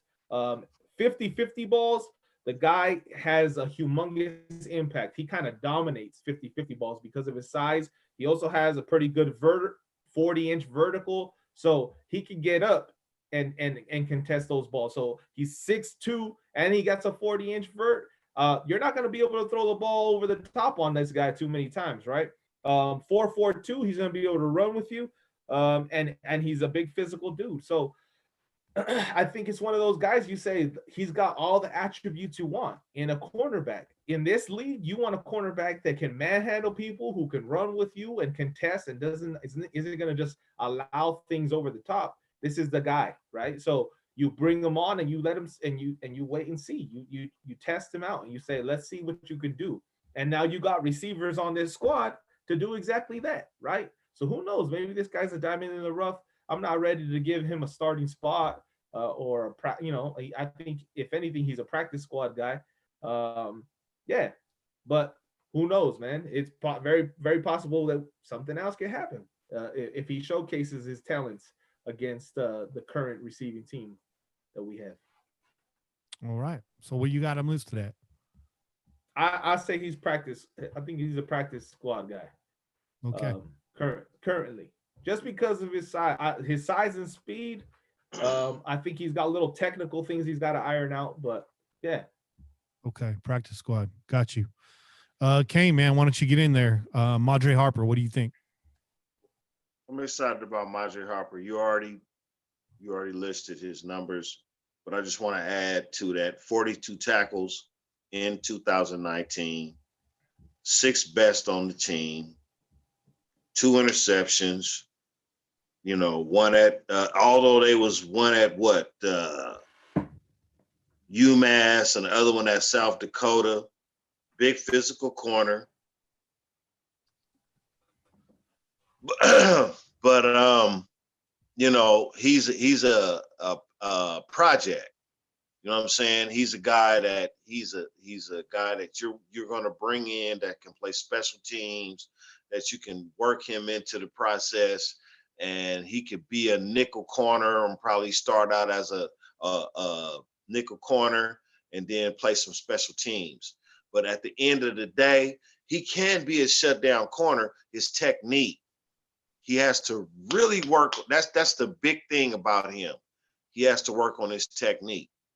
You know what I'm saying? So if he can get his technique down, then he can possibly get some playing time. But with everybody that we have mentioned, all these undrafted free agents, all these, the younger, we had the later round picks that obviously will be special team players. This guy, I have to say, although, on a Super Bowl winning team that don't have a lot of picks and don't have a lot of options, and you need some people on special teams, you'd probably make that squad. On the team that needs a lot of players, that had a lot of picks and got a lot of options, you're a practice squad guy. And so with the Las Vegas Raiders, I can't believe I said Las Vegas in front of that. But yeah, with the Raiders, you are a practice squad guy, practice squad. So good player, practice squad guy. All right. Bobby, you're up next, bro. Yeah, same thing, man. I had to agree with the fellas about him being on the practice squad. The other thing as well that was working against him was that he did have some sloppy footwork, and the reason why is because he had the inability to change in the direction and the transitions, man. There's not a lot, like y'all said, it's Southern Illinois, man. So there's not a whole lot of information there on him that I could find. But as far as the squad that we got in the cornerback room, like I said, it's best to hold him off in the practice squad, try to get him tighten up some of those skills, try to get him to see what's going on, what we could work with, and maybe throw him onto the special teams, next year or something like that. But for right now, the way I see it, it's a practice squad for sure. Practice squad. All right. So I'm the only one who has this guy making the 53, but that's a long shot. It is. Hey, it's a crowded practice squad for one. 94 players already, and that 53-man roster, that's going to be tough to crack. All these players are tough calls, man. All these players are tough calls. So respect to all of you guys for making these designations for the first place. And we're going to record these just like I recorded last week's draft grades, and we're going to revisit this stuff at the end of the season and see how we did, guys. So I can't wait. Yeah. I cannot wait. So hopefully we did well. Last undrafted free agent, and then we're going to move on to the AFC West. We got Kamal Seymour, offensive lineman out of Rutgers, 6'6", 224 pounds. That's a light frame for someone that's 6'6", in my opinion. But big dude, redshirted his entire career at Rutgers, played outside in college, but trends inside as a guard in the NFL. Run blocker, got a ways to go in pass protection. I like our offensive line right now. I like the depth that we have. I'm going to say that this guy, I'm going to list him as my practice squad player. What do you guys have to say about it? Bobby, practice squad. I don't even got practice squad. All right. I got him as a camp body, man. It's same thing, man. Our selections that we definitely made from the free agency and also what we got from the draft as well, I think we're sitting pretty damn good, man, as far as guards and whatnot. The only issue I have, like I said, is still Brandon Parker, but I'm pretty sure we'll figure that out. So Kamal Seymour, sorry, bro, you just gonna be a camp body, bro. All right, camp snapper. Che, what you got, man? Make the fucking team. Yeah, man. I'm gonna say he's a camp body, bro. He's a camp body. Yeah, like I said, with these bigger, with defensive linemen and offensive linemen, when you pick them up in undrafted situations, like you're just seeing if you get lucky. Yeah, that's how I see it. Let's bring this guy on. He played college football. He's got decent size. He's showcased some stuff. So let's just bring him on, see what he does. Let's see if he takes advantage of his opportunity and impresses us. And that's what you do with a lot of these guys, right? But I think with the tougher positions, the more skilled positions with the DBs, receivers, running backs, that kind of stuff. Those are the guys that you're really looking and you're thinking, like, I think this guy could potentially make this team, right? So let's bring him on. But the big guys, the guys with the big bodies, you're gonna say, let's bring them on and let me see. I mean, here's your chance, here's your shot.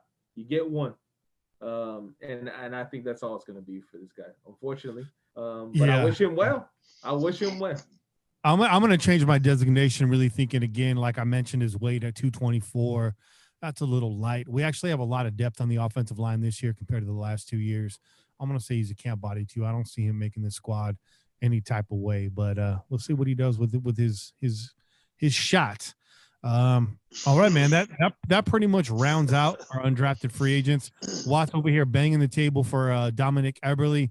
We are too, Watts. We feel like he can really push Carlson. That's just a message to you, man. We did cover him. I don't want you thinking that we're glossing over the kicker position. We're actually really high on that dude too. But really quick, just a quick break. Rookies, they're on the squad now. The draft, it's over. This is a time where everybody puts their money on the table and starts plunking down some cash for that rookie jersey. It's a risky move. But I want to ask you guys in the chat, what rookie jersey are you going to sport this year? And if you're looking for that official Raiders gear, there's one place you need to go, NFLshop.com.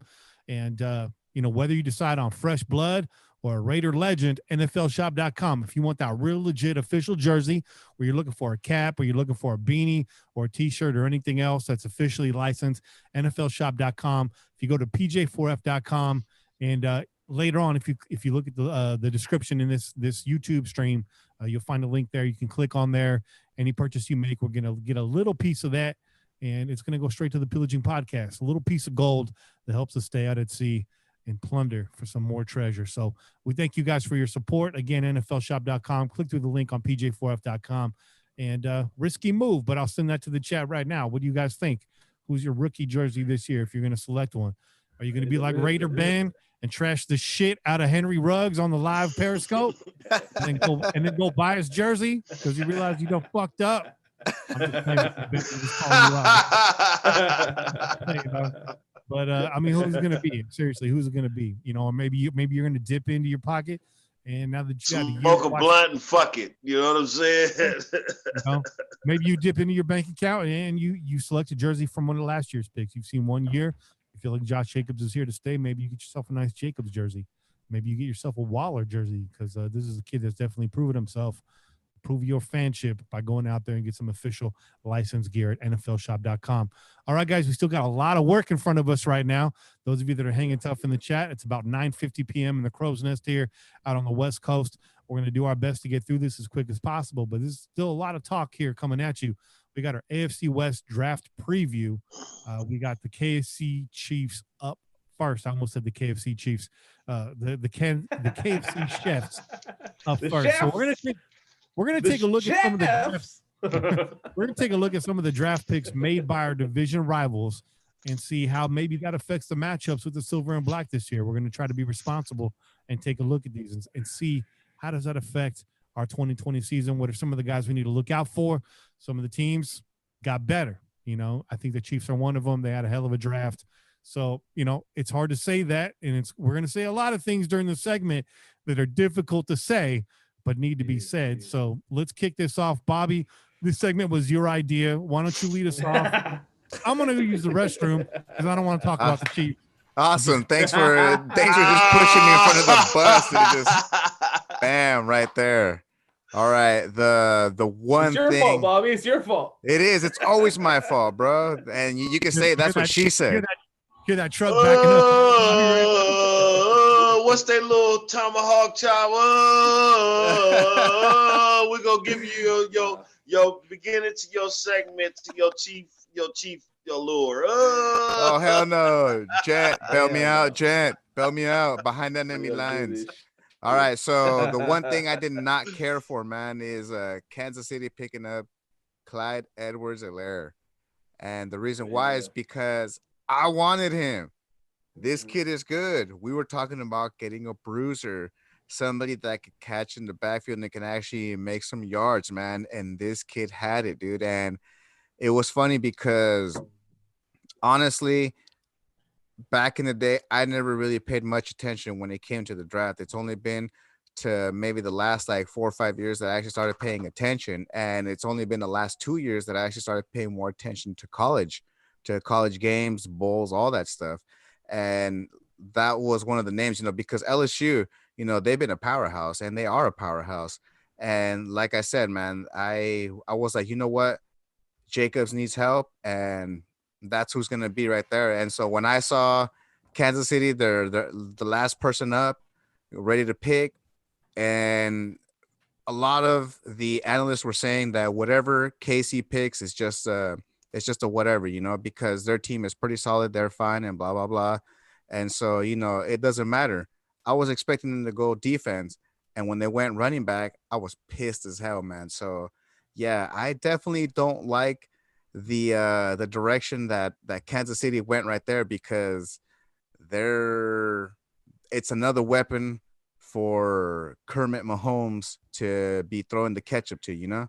And I don't want that. We're supposed to be knocking the ketchup out of him, bro. So yeah, dude. I apologize for bringing this up, but yeah, those bastards. Those bastards definitely made our job that much more difficult because that's the team that we have to beat. You know, we play them twice a year, and we have to at least beat them once, man. We have to at least beat them at home. And to be able to go over there, usually when we go over there, it's usually during wintertime and it's cold as hell. We don't do so well, man. So to be able to add another wrinkle to their offense, man, that's just it's a downer, dude. So that's definitely one thing that we're gonna have to step up. The upside is that our defense was doing well against the rush. They were doing well for a while, and with the additions that we added as well, I could definitely see them frustrating Clyde Edwards-Helaire. Yeah, Edwards, Clyde, not great in pass protection. You know, the one thing that's sort of confusing about this dude, he's 5'7", 207 pounds. He's got the bell cow build, but he's more of a third down running back with a skill set. The guy, he can catch. He doesn't have the speed. He's got agility and he can cut. The bad news there is KC doesn't really run the ball a whole lot, but they do like to throw to their backs. So now they're down to Damian Williams. They got Clyde Edwards-Helaire. LaShawn McCoy's out. So while this guy might not kill us on the ground, he's still a threat out of the backfield, especially like you said, with Mahomes throwing that ketchup around. So, is Hilaire really going to be their bell cow? I'm not sure. I don't know who they got over there to fill that role. I have to assume it's the rookie. But this guy's going to be catching a lot more balls than he is tucking them, in his waistline. So I don't know. I don't like the pick. It's another weapon, and that's the last thing these guys need. Yeah, I'm listen, I think we're all on board that we don't like any of the fucking picks that any of our fucking rivals chose. All right. Facts. As a matter of fact, now I hate every one of them now. Right. So listen, we don't want to see any of these fucking teams get better, man. We want to see them get worse. So we're hoping for the worst out of these outcomes.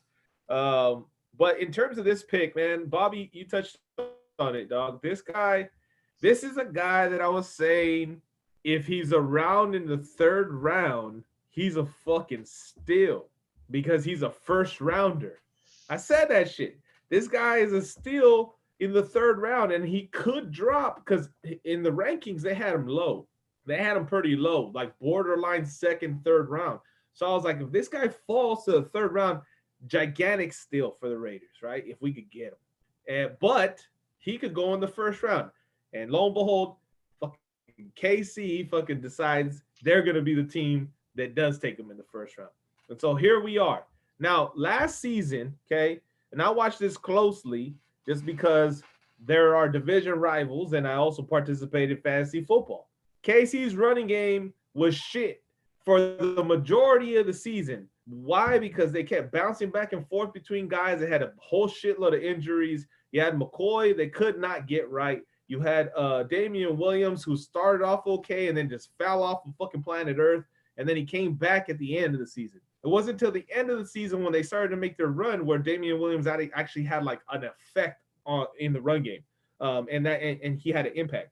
So he kind of had a similar season the season before, when they still had who's their running back before that left? They got cut. Hunt. So when Hunt got suspended, they brought in Damian Williams. He took over, and it was like it was like nothing. They weren't missing anything, right? Like he was hitting too. He was breaking off big runs, catching out of the backfield, and it looked like they were just gonna run with that guy straight from the get-go. Then Andy Reid brings in fucking Shady, and then it gets all fucking weird, and they just kind of bounced around. Didn't matter because they were too busy throwing the ball down the fucking 50, 60 yards down the field anyway. So it didn't really affect them in terms of their scoring, their production, but that was their weakness. And then they kind of got tightened up at the end, and we saw what happened. Now they got a guy that I do believe is the bell cow. So Damian Williams, to me, from what he showcased the last two seasons, he's not durable. He's not a guy that you can hand the ball off to 200 and something times all season, throughout the season. You can't give him the ball every fucking down. He's very good in both facets of the game, but he's not durable enough to be handed the ball that many times. So why not bring in this kid that's 5'7", he's built like a little fucking fire hydrant, and he's bounces off of people. He's hard to bring down, even at Brian his size. Westbrook. 207 pounds. He can do everything, right? So you hand this guy the ball, and then you bring in Damian Williams for a home run because you can pass him. You can pass him the ball too. Exactly. So let's go back to the stats because I had his stats when we were doing, the third round projections. So 215 rushing attempts, 1,414 rushing yards, 6.6 average, and 16 TDs.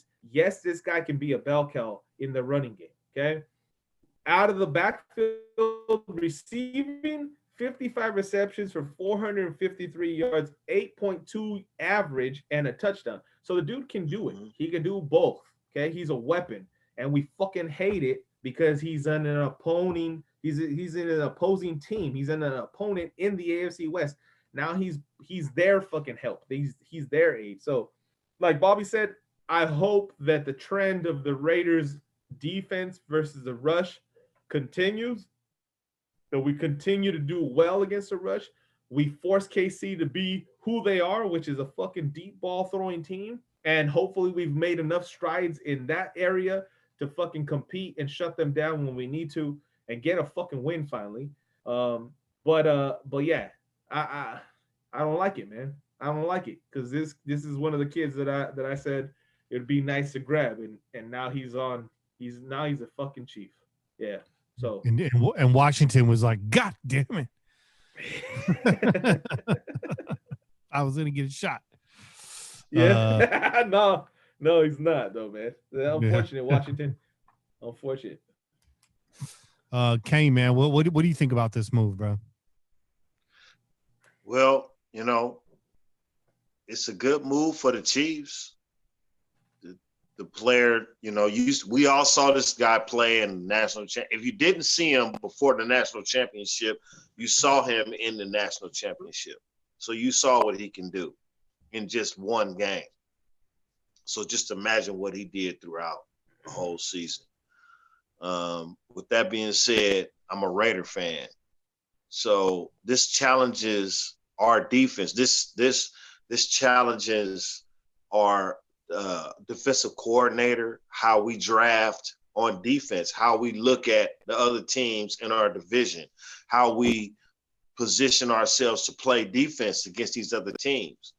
And so, you know, Kansas City, you know, props to you, bro. I'm not a hater. Y'all added another element to your offense. I mean, in that aspect, yes. I'm saying you added another player to your arsenal.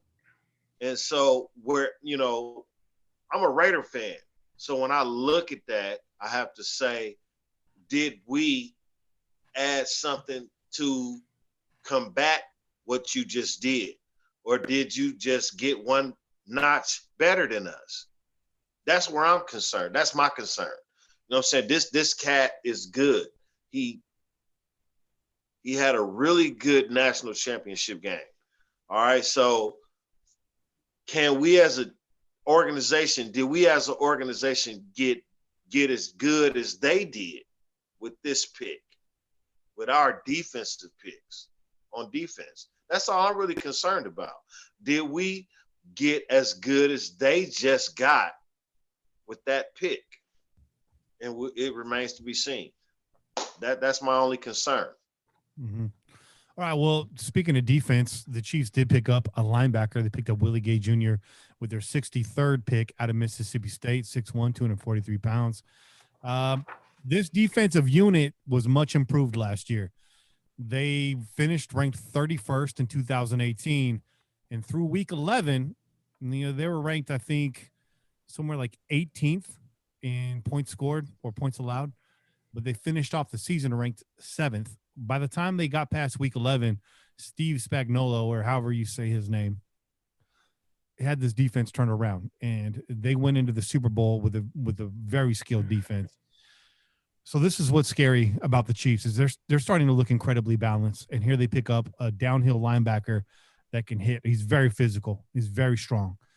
He does get lost in coverage. He gets a little bit lost at times. He's reactionary. He likes to read. He doesn't like to read. He likes to react on his gut, and that's a problem for him. He pulls himself out of plays at times. He's a little too emotional of a player. Lacks the ability to be patient, break down plays, and react. He kind of just goes. And that's the only thing we have going for us. His physicality, though, concerns me. You know, him matching up against the tight ends in the middle of the field against the Raiders. This is where it presents problems for us.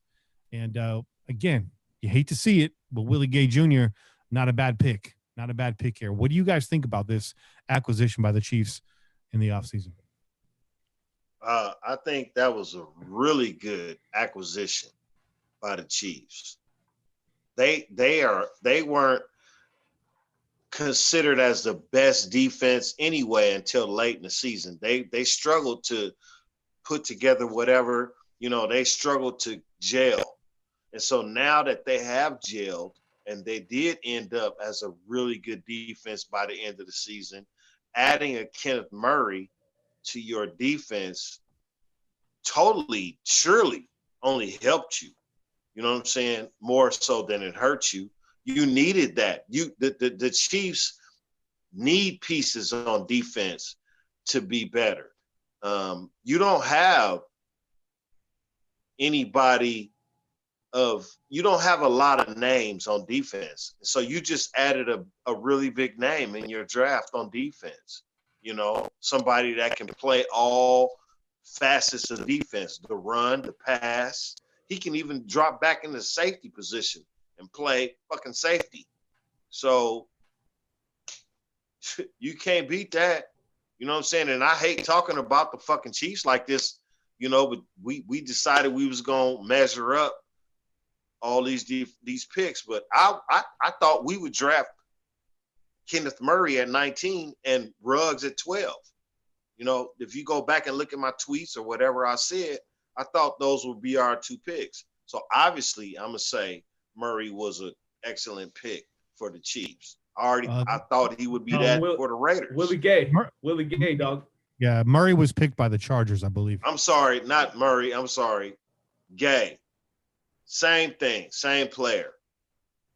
Mm-hmm. Same player, same stats, same. Basically the same fucking player. You just, whichever one fell to you, you was going to get. So I fucked that up. It's all good. But yeah, same fucking player. Get in there, man. You have thoughts on Willie Gay or maybe another player the Chiefs picked up? You talking to me, dog? Yeah. I'm sorry, you kind of cut out. You cut out for a second. Yeah, no, I mean, in terms of Willie Gay, look, what you see on paper in terms of his physical build and his athleticism, it's there. It's what you look for in a linebacker. You know, if you're looking to draft a good linebacker, right? 6'1", 243, runs a 4.46. He's got 39.5 vert. Okay, so he's got all those combine attributes, but the dude only played 5 games, right, in 2019. Okay, he only had 28 total tackles, 3.5 for loss, and 1 interception. So this 2019 season was pretty much a loss for him. If you go back to his sophomore season, the dude had a pretty good season. He had a pretty good game. But in terms of his projections, he was projected to go in the 3rd round. So I don't know. I guess I'm hoping that he pans out as a kind of a reach for the Chiefs in terms of the fact that they took him in the 2nd round. You know what I mean? He was projected to go 3rd. They took him in the 2nd, and hopefully that means that they missed out on somebody else that maybe would have helped this team out more. That being said, his athleticism should translate, and it's just about what kind of mindset he has and what kind of production he will have eventually. I know that he's good in coverage, but they don't see him necessarily panning out as a middle linebacker. One of the knocks on him is that maybe he's not stout enough to be inside interior linebacker. So that's what I would say off of that, man. I don't have too much more on Gay. I would not say that he is comparable to Kenneth Murray, though.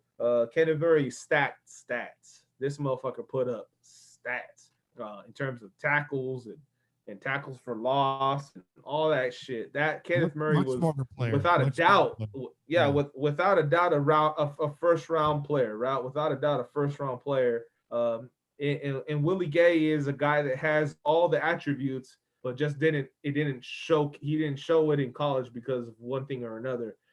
He just didn't run his 40. His numbers were quite similar to Kenneth Murray. He just didn't his combine numbers didn't match up. One of the things, but stats wise, it's way off. Just because, like I said, he didn't even get to play a full 2019. 2019 was a wash for him because he only played 5 games. Yeah, so and even before, like he was only. I fucked up. I thought we was talking about Kenneth Murray.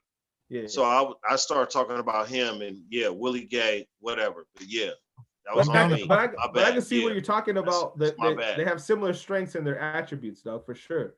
Yeah, I'm down to talk about Keith Murray. You know, the most beautiful thing in the world. The most beautiful things in the world. Yeah. Hell The yeah. one thing I was gonna, But yeah, the man, one thing I was gonna mean, say about about this kid, man, is that in his tackling, I did notice that he was kind of a little bit tall. upright. Yeah, a little bit upright, Yeah. man. And that's the one thing that my coach has always taught me, man, is that you always got to have that leverage, man. You always want to be just down and be able to pop anybody up. And especially when you're going to bring somebody down, man, you want to be able to get that leverage, because if you're already up, he's that's not to say that he's a really tall guy. He's 6'1", but if you're already standing up tall, it's a lot easier for you to basically get blown out and get thrown on your back. So that's the one thing, is that what you said, Keep Che, is that tackling like that. I see it as Not a reach, afraid man. to stick your nose in there. He's not afraid to stick his nose in there. I don't really see you gotta really dig a little just deeper. us being anything, to really worry about, honestly. Mm-hmm. That's just my opinion. The sad thing is that they don't really need him to be, right? Like that's the sad thing, right? Is that the Chiefs, because they're the defending Super Bowl champions, and their defense was turning the corner, as Kenny alluded to. Like, they were 7th. When they went into the playoffs, I was like, these motherfuckers defense is legit. It's right there, comparable with the top fucking 3 defenses in the league. And they showcased that because they shut down the fucking Niners and gave their team a chance to come back and win that shit. So adding a defensive player like this, when I looked give him at the chance Chiefs, to pan out. If he doesn't, he doesn't. No loss. When I looked at the motherfuckers, I thought they was pretty set, and they didn't do nothing exciting in the draft. The picks they made. The one pick was the pick we're talking about, the running back from LSU. Other than that, Lucas Nang. Other than that, you really didn't have. They just, they had a Super Bowl team draft. Nothing really. If you want to talk about a team that made some strides to beat the Raiders, look at Denver. They made their draft picks really helped them kind of make this division more compatible. San Diego got a little better. We want to try to get better. We want to try to catch up to the Chiefs. So the Chiefs, obviously, I'm glad that's the first team we talked about, because that's the last team, that we need to try to get better than the Broncos and the Chargers first, and then beat the Chiefs. So those 2 teams got better, obviously, in the draft, especially Denver. So I'm sure we'll get to talk about that pretty soon here. But I'm just saying. Yeah. All right. So let's keep it moving. Let's talk about the Denver Broncos. I mean, you alluded to them. Denver Broncos, they had a really good draft. I'd say outside of us, the Denver Broncos probably had the best draft in the AFC West, second to us. They took Jerry Jeudy, number 15, speed, hands, vertical, versatility. Drew Lock, who looked really good in the last half of the season last year, gets a weapon on his team. Not only that, they brought in KJ Hamler, who a lot of people thought was one of the fastest players in this draft, who did not run at the combine, which hurt him a little bit, but they got really, really good on the outside on offense.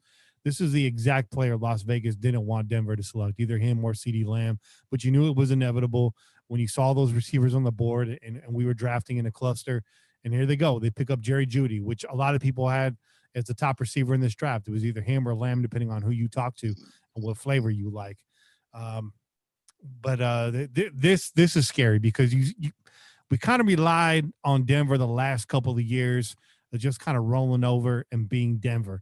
And now it's starting to look like they want to be contenders again. And that's concerning because this is our time, guys. This is the Las Vegas Raiders time to climb up the ranks in the AFC West and do battle with the Chiefs. And here comes Denver. They want to play spoiler so bad. You got to hope for a lot of things this year for Denver.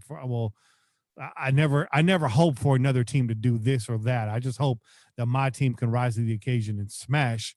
But that being said, short of an implosion over there or a regression from Drew Lock in his second year, the Denver Broncos look to be a lot better and poised for some success in the AFC West next year. It's up to us to stop them. It's up to us. If we're gunning for that top spot, it's up to us to defeat everybody. If we're gunning for a wild card, Denver, that's our main rival this year. So this Jerry Jeudy selection makes this offense that much more potent? You know, who did they have last year? A wide receiver came. Cortland Sutherland and whoever else. Yeah. I mean, they had a revolving door on the other side. Mhm. But for, notably Cortland Sutherland. And you just added, yeah. So Cortland Sutton. I'm sorry, Sutton. So now, I mean, the one good thing, the silver and black lining I could say out of this is you get 2 young wide receivers, and the Raiders now have a stable of young corners. And it gives them an opportunity to kind of cut their teeth here in the AFC West against some divisional opponents, namely the Denver Broncos. We're going to employ some rookie wide receivers this year. We got a couple rookie corners. We got a couple second-year corners coming back.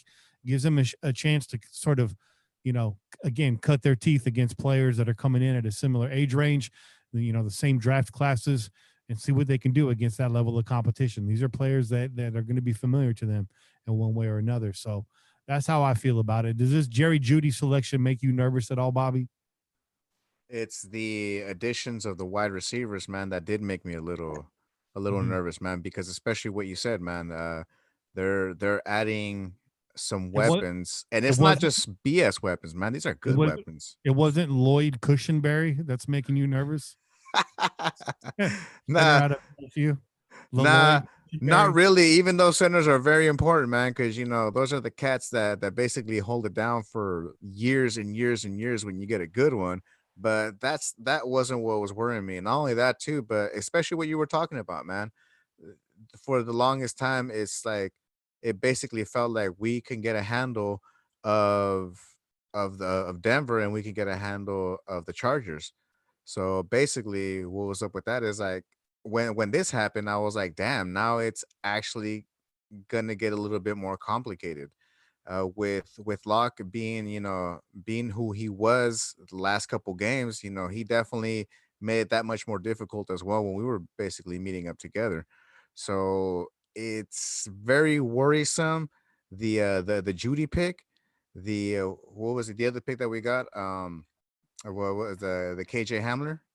Yeah, Hamler. Yeah, Hamler. He does worry me a little bit as well, man, but not as much just because of his size. He is a 5'9" cat, dude.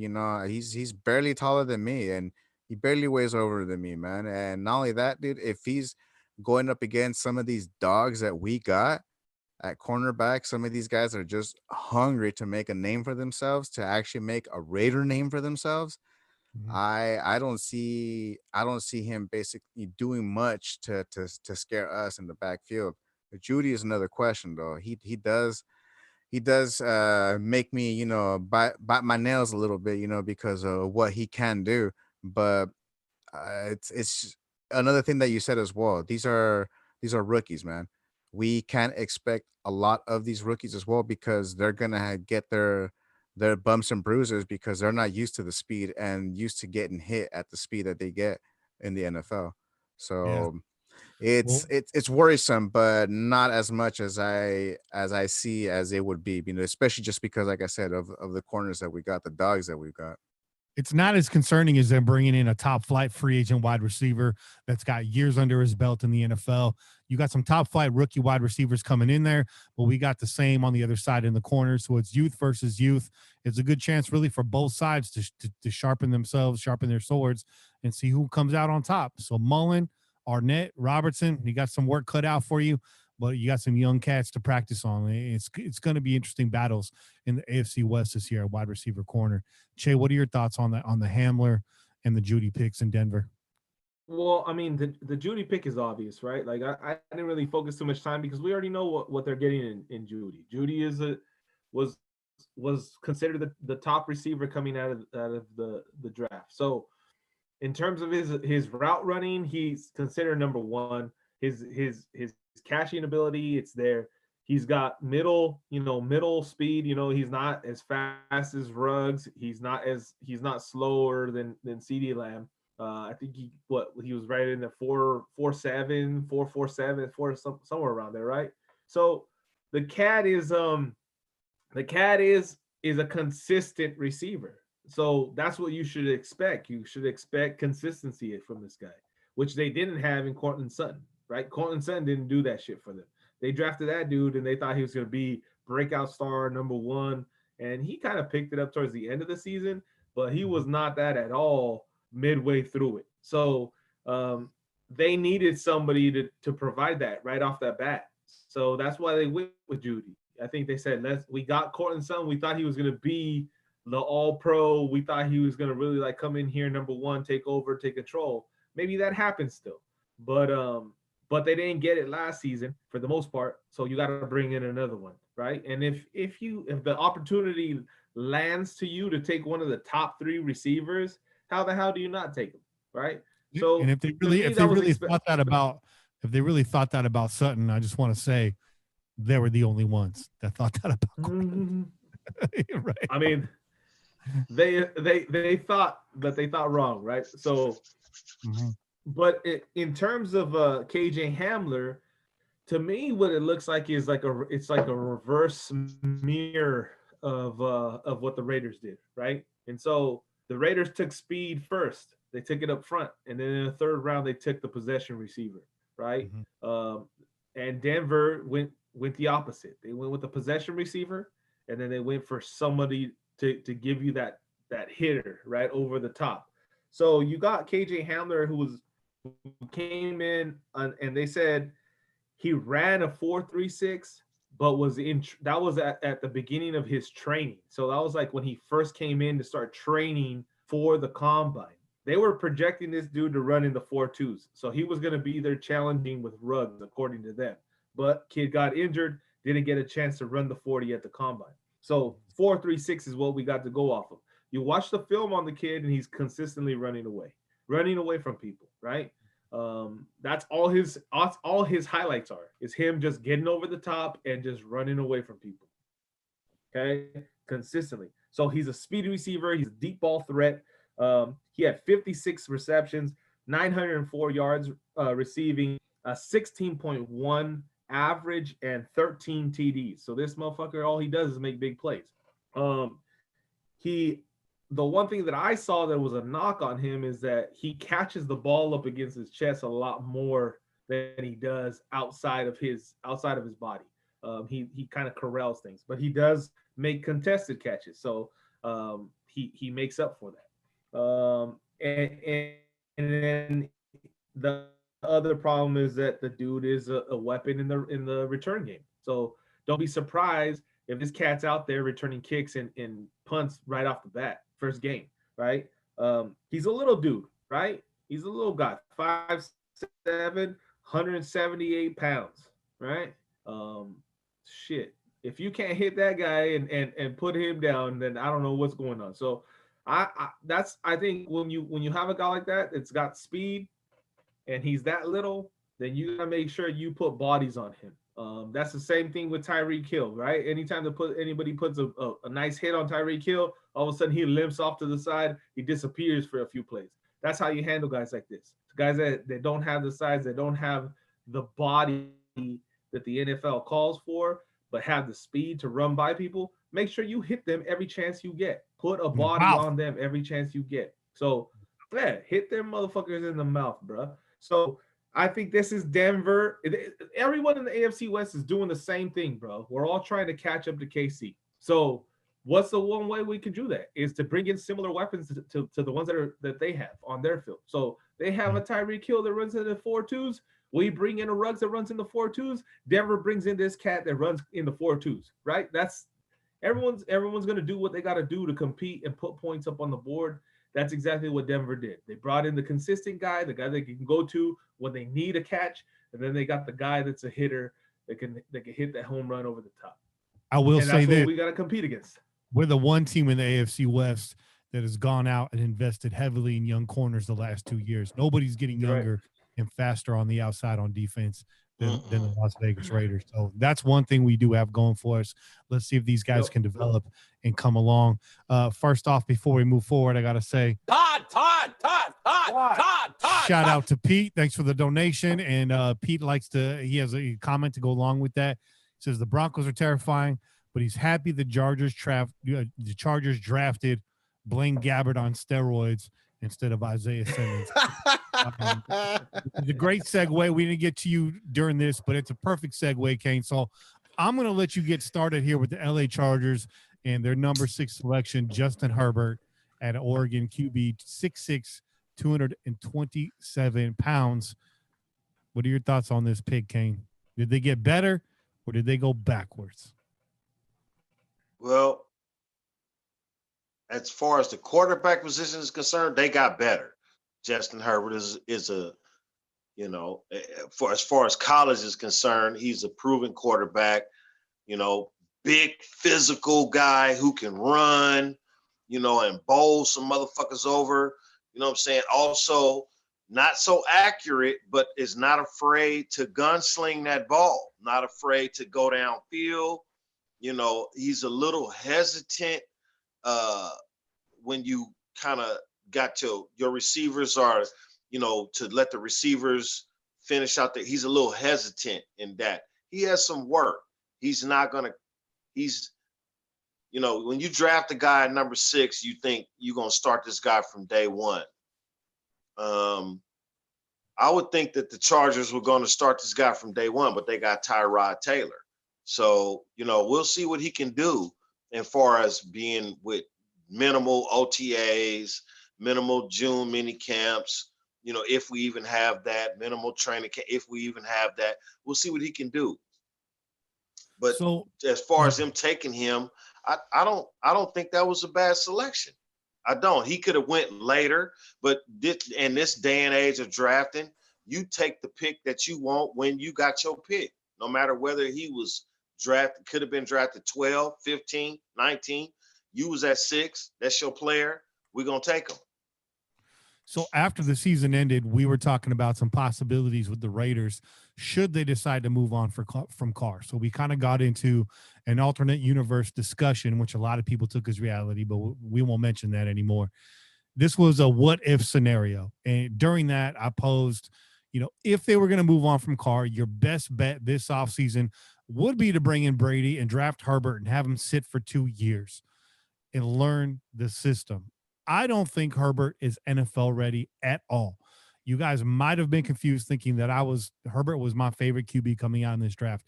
That's not the case. I think Herbert was a fit for what Gruden would want to do in a system like he has. I was just looking more or less system fit. My biggest issue with Herbert is he can't anticipate throws. He's throwing throws 1-2 seconds late. He's waiting for receivers. He's waiting for receivers to get open to throw the ball. He's got really poor anticipation. He's a one-read quarterback. His saving grace is his gamesmanship, his effort, and his size. He's going to be ability to run. His ability to run, which Phillip Rivers doesn't have. But what he shares in Rivers is they both have that propensity to throw those YOLO bombs, as the Raider Rambo likes to say. Chuck it up there, see what happens. And you're going to live and die by Justin Herbert in that regard. He's good enough to make things happen and to move the chains with his effort. But when you're rolling out there against a guy like the Willie Gays or the Abram, the guys that can put the hits on you, you know, Herbert in the NFL, it's going to be a whole different ball game for him. He's not going to get by like he did in the Pac-12. This is a different level of competition. I think that the Chargers got worse with Herbert. I think at least with Phillip Rivers, despite his – you know, propensity to throw fits and get mad at players and lose his cool and go all red ass. Phillip Rivers has the passion that you want in a football player. There's one thing you can't deny about Rivers is he wants to win at all costs. And when he doesn't, he's a giant flaming crybaby.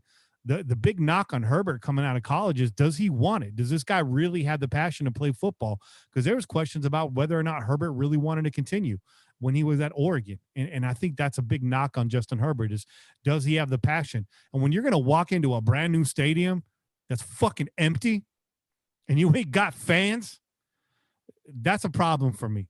That's a real problem for me because I could see Herbert with his lack of passion and a lack of a fan base and a lack of a winning record really starting to crush this guy. You know, and Tyrod Taylor, as much as I actually like the guy, he's not a winning NFL quarterback. He's not going to take this organization to the next level. So, you know, Herbert, a guy that's up and down in college, you know, they got everything riding on this guy. The Chargers have literally nothing going for them right now. Herbert. They're second tenants in the stadium. They couldn't fill up a freaking 14,000 seat stadium the last 3 years. And so, you know, soccer stadium. soccer stadium, StubHub Field, a place your sponsor sells scalped tickets. You know what I'm saying? So it's on Herbert, baby. It's all on Herbert. And so I like this pick because this is a quarterback we can get in his ass. He's going to deliver one of these rookies their first interception this season. That's my hot take. I'm saying that Damon Arnett or Amik Robertson or even a guy like Trayvon Mullen in his second year, they're going to get their first pick against Justin Herbert this season. Ooh, that's a hot take. Where's the fire? That should be down. blowing up the screen right now. And that's all I got to say about Justin Sherbert. Soft as rainbow Sherbert. on a hot day. Damn, he said Justin Sherbert. I don't know. I watched this dude. I watched this dude. This dude is a big, tough, physical fucker. He is. I liked him in the Rose Bowl. He finished last year strong. He had a strong showing in the Rose Bowl. He put that team on his back. He scored 3 touchdowns on his legs. I liked watching that. I liked him in the Senior Bowl. But can he come in the NFL and drag a team like the Chargers out of the muck? I don't know. I think there's a lot riding on this guy. And I don't think it would take a lot to drag the Chargers out of the muck. They don't even have a fucking fan. So he can win one game in fashion and bring their fans back to the stadium. You know what I'm saying? It don't take much to make a Charger fan come back to reality. I mean, shit, right. One win, one good performance from a quarterback might same type of way as the Kardashians feel about Card. Yeah, it's gonna be interesting. One good season will make you suck a nigga dick for 3 or 4 more seasons after that. You know what I'm saying? So yeah. Hey, where's that flamethrower at, kid? What's that? Hit him with that, bro.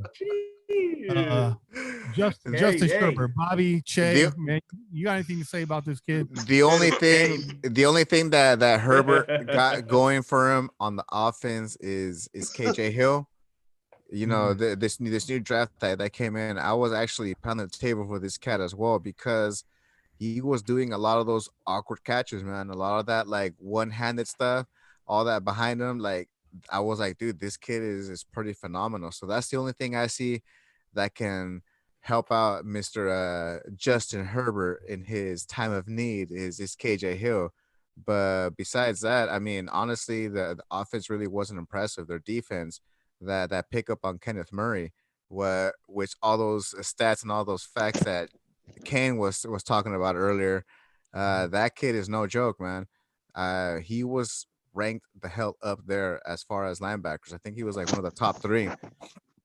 So I definitely enjoy seeing that that it's gonna be pretty whack, man. I definitely enjoy. Yeah, I definitely enjoy seeing that shit. I was like, fuck, dude. I was like, this is gonna be awesome. We're fucking gonna be competing again with fucking Denver and with now Los Angeles. I was like, dude, like, you know, Herbert ain't nothing really to like impressive, like I said, but Murray and KJ Hill, those were the guys that I kind of wanted on our squad. And when I seen them go, you know, in our division, I was like, this sucks. I wanted to see them, but not like this, not twice a year against us and shit. But yeah, Kenneth Murray side to side, dude, that's gonna be problematic right there, man. Yeah, because the Chargers defense already really strong when healthy, right? Yeah, and that's been their problem on both sides of the ball, really, is health. The Chargers just seem, you know, doomed. Either that or, you know, their players are like, fuck this, it ain't worth it. I ain't going out there. But Che, get in here, man. Kenneth Murray, Justin Sherbert. What do you want to say about these cats? I mean, I think we hit every possible thing that we could hit on these guys. We already know we went in depth into Justin Herbert fucking months before the goddamn season ended, bro. Like you were on it, right? You're like, yo, this is a guy that you know, there's some shit floating around that somebody might be interested in this cat. So let's look at him. So we did. We took our time and look at him. We watched those that bowl game, right? We really paid attention to the bowl game, paying attention to the Senior Bowl, all for this guy to see what does he have that might be interesting to our team. all right, to our coaching staff as far as a potential backup or a guy that can eventually take over the reins, whatever it may be.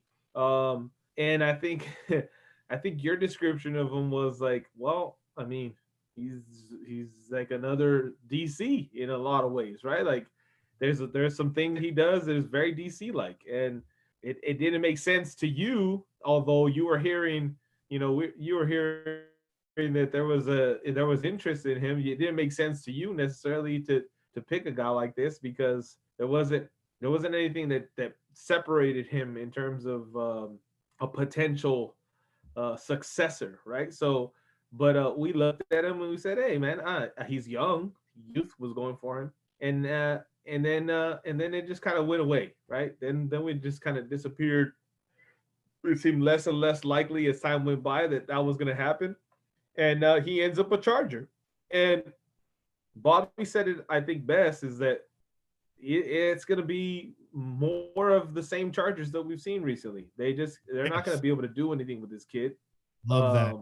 This kid's not going to be able to do anything right now. Even if he does become productive in the NFL, it's going to take him a couple years to do so. And that sucks for the Chargers because they might not have the receiving weapons that they have currently when he's finally ready to take over the reins. So, but I'm all right with that. We still don't even know if they're going to let the Chargers in the new facility. They might send their ass back to StubHub and be like, y'all didn't sell enough prerequisite tickets. This is pay to play. You need to sell 25 tickets to get in the facility. Y'all didn't do that. See you at StubHub. What if Justin Herbert shows up at StubHub and everybody else goes to the new stadium? That would be great. That'd be great too. I was like, yo. You gotta show up at the Rose Bowl. That motherfucker's gonna show up at the Rose Bowl. Oh man. No, man. So I don't see these guys, like I don't see Herbert making an impact this season at all, really. I honestly think the Chargers are gonna do they're gonna pull a fucking a Cleveland and roll with Tyrod Taylor. And let him play until their coach gets fired, and then they're gonna make the switch. They're gonna pull a Hugh Jackson ass move. Hugh Jackson is in the chat.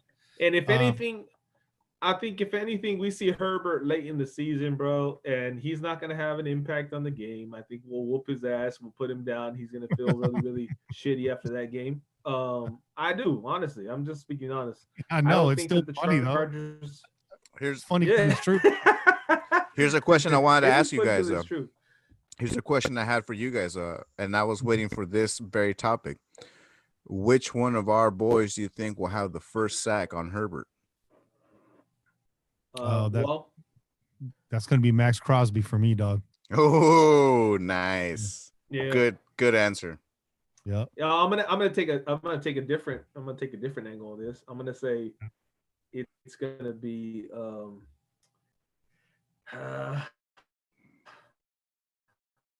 I'm gonna say Jonathan Abram, bro. It's gonna be Jonathan Abram. Nice. I'm gonna throw like the missile. That safety blitz and a whole lot of shit talking to go with it. A lot of that. Yeah. More than that. I want all of it.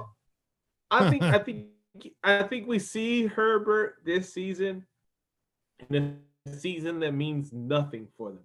I don't think it's gonna pan out. Week one. I know a lot of people are probably saying like, no, after the coach gets fired, bro. So like week 5 or something like that. Okay, all right. Like week 5, week 6.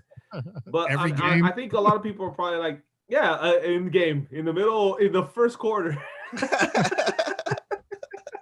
In the first quarter of week 6. They're just gonna hand him a pink slip. Say,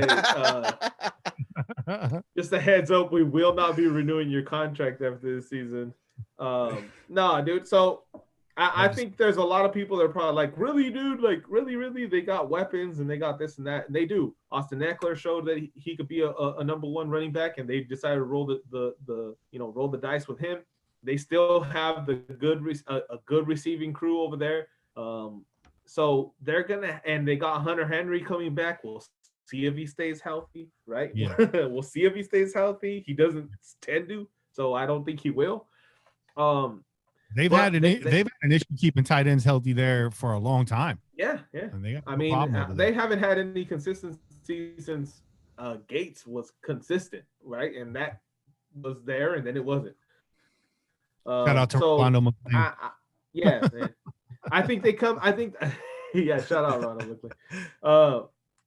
I say they end up last in the division, bro. The Chiefs will end up last in the division. The Chargers. Okay. I mean the Chargers, not the Chiefs. Shit, Chiefs. I said the Chiefs. I the Chargers will end up last. Freudian slip maybe there. maybe I'll. Damn, he said the Chargers. I was finna be like, what? Shit. The Chargers are gonna end up last, bro. I mean the Chiefs. That's what I was like. You said the Chiefs? What, motherfucker? For real? In the Kenneth Murray pick, it's a good pick. They add another player to their defense, which is already full of playmakers. Thing is, though, is that linebacking core is pretty much revamped. Thomas Davis gone, Jatavis Brown gone. So Kenneth Murray is going to be holding a lot of water for that Chargers defense in the middle. And the strength is in their secondary and, of course, on their defensive line, especially at the edge there. But, again, health has been an issue over there. And I feel like it's going to continue to be that. I really do. And the Chargers being the Chargers. Che, you said it best. They're going to come out and they're going to do what their Chargers do. They're going to look stacked. They do every year. Every year some pundit picks them to surprise and go to the playoffs and make some noise, and they just fall flat on their face, or they get started way too late. And I think that's what we're going to see more of this year. Write that down too. Shit. But that's our AFC West roundup for right now. We're going to revisit the division as we move towards the season and we get a little bit closer. Also, just a quick update. The season schedule has been delayed, but expect that to drop this week. I think they said May 7th or May 8th. So when we get back on the show next week, obviously we're going to be talking about that, maybe doing some way too early predictions on our season schedule. Who knows? Maybe we'll do one early and then we'll do one after preseason. And then last year we actually did a halfway mark. We kind of revisited those picks and gave our outlook for the rest of the season. But maybe we'll give some way too early predictions, or at least talk about the schedule and some of the easy points and some of the soft points and some of the harder points, and look at our road games and see what they throw at us, because they owe us one after last year, man. They really owe us one.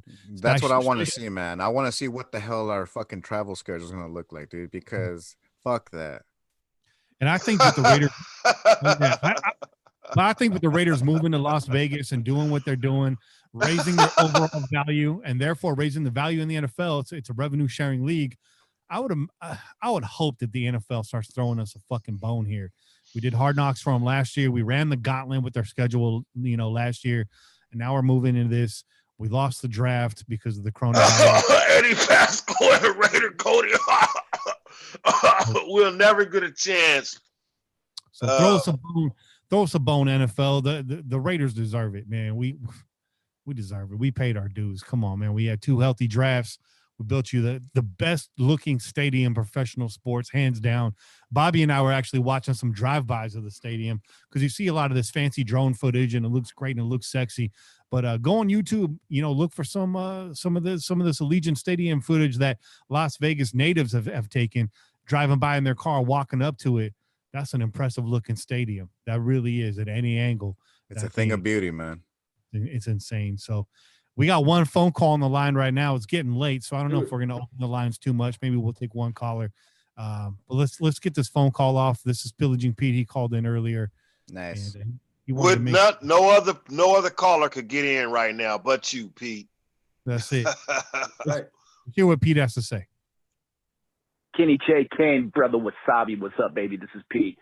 How we doing? Loving the coverage, everything else like that. It's good stuff. I got to start off something with this call. And this is becoming a seasonal thing. It happened last year. It's happened in previous years, and justifiably so. But I got a bone to pick. All you fucking pasty-faced soy boy motherfuckers on TV, writing shit, doing this, giving bad draft grades, trying to suck Mike Mayock's dick. Fuck off. Damn. Fuck off. They're not doing anything. Ever since Mayock has left draft media, I've just noticed this incredible bias towards him, that people doesn't think he knows what he's doing with PJFF. But we saw what happened last year. We're going to see what happens this year, too. All right? I just want to give a collective fuck you to them. All right? And this is from Raider Nation. I believe in Mayock. I trust in him. Don't listen to what people have to fucking say. We killed it this year, and I'm excited. As far as UDFAs go, the long snapper intrigues the fuck out of me more than anybody else. Do we need a long snapper? Is it time to replace him? I don't know. Let's see. All right, y'all. Get back to the show. All right, man. It's hot in here all of a sudden. That was a hot call. Yeah, Pete. Shout out to Jay Cali Raider. Todd. He wants to know who gets the first sack on Mahomes from our defense. That's a tough one, man. That's a tough one. I'm going to go ahead. You're going to say Max Crosby? That's Crosby, bro. Getting flushed to the outside, right into Max's arms. Does Max earn the third X on his name this year? Can he be triple X Max Crosby this year? I vote if he makes Pro Bowl, you give him a third X. How about that? There we go. That sounds good. I see Mad Max pushing Kermit into the arms of Clee. Honestly, I do. I twist. This is Clee's year, man. He had a whole lot to do last year, man. A whole lot of running around and different hats that he had to wear. And I think this time, Max is gonna be like, "Hey, bro, you deserve this right here, man. Go get him." Yeah. All right. I like it.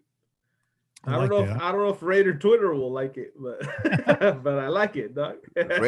Raider Twitter se la puede comer, bro. So. Translation, don't worry about it. Raider Twitter. All right. So I was gonna do some shout outs for everyone that's follow the YouTube page, subscribe to the YouTube page. I want to ask you guys right now, please like and subscribe. Anytime you like one of our episodes, it really helps us out on YouTube. We want to get out there a little bit more. We want to grow this chat. We want to bring on more pillagers. We want to hear some new voices in the voicemails as well as the old ones. So please, if you can do us a favor, that costs nothing. If you can't donate, but you want to help us out, just like and subscribe to our videos. We'd appreciate that. I am going to do some shout outs next week because I was going to read these out of our inbox, but this is unorganized and I don't want to get anything wrong. You guys deserve a proper shout out. So we haven't done those in a while. I'm going to get those organized. We'll have some shout outs on the next episode. Everyone that's donated, everyone that subscribed. So if you want another shout out, you've gotten a Twitter shout out from us. Easy thing to do is head over to YouTube and just subscribe. That's all you got to do. You can hide our notifications if you don't want to like muck up your timeline on YouTube. Maybe you like to keep your timeline replete with nice unboxing videos and toy reviews and ASMRs. That's fine. But give us the subscribe, help us out a little bit, man. We really appreciate that. Really appreciate that. And we will be back next week. I will make an announcement. Toy reviews. I will make an announcement right now. Next week we'll be on at a different time. We're going to be on Saturday afternoon, Saturday evening. Next weekend is Mother's Day on Sunday. I know a lot of you guys probably can't get out of your house, might not be able to see your mom. My family's going to do a Zoom.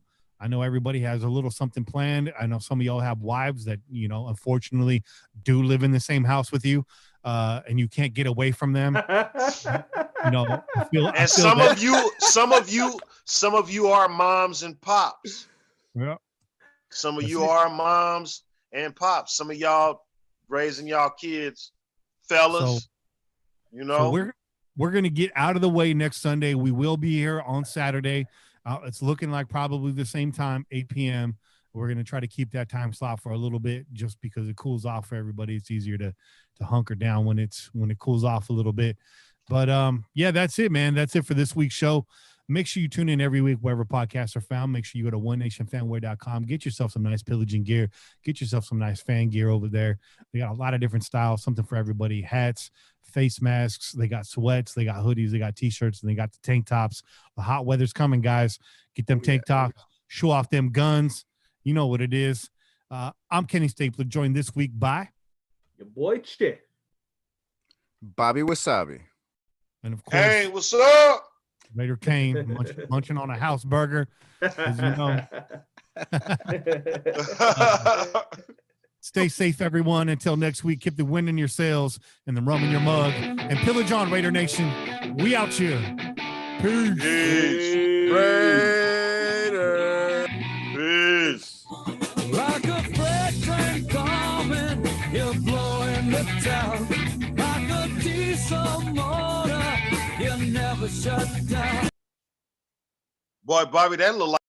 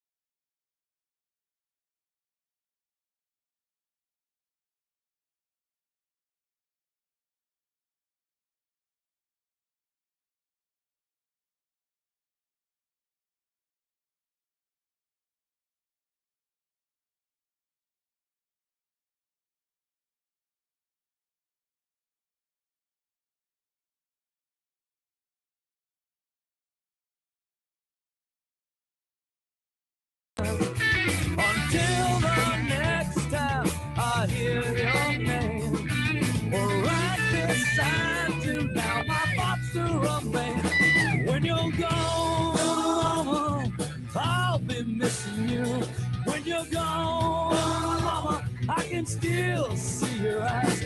When you're gone, mama, this'll be my last goodbye. When you're gone,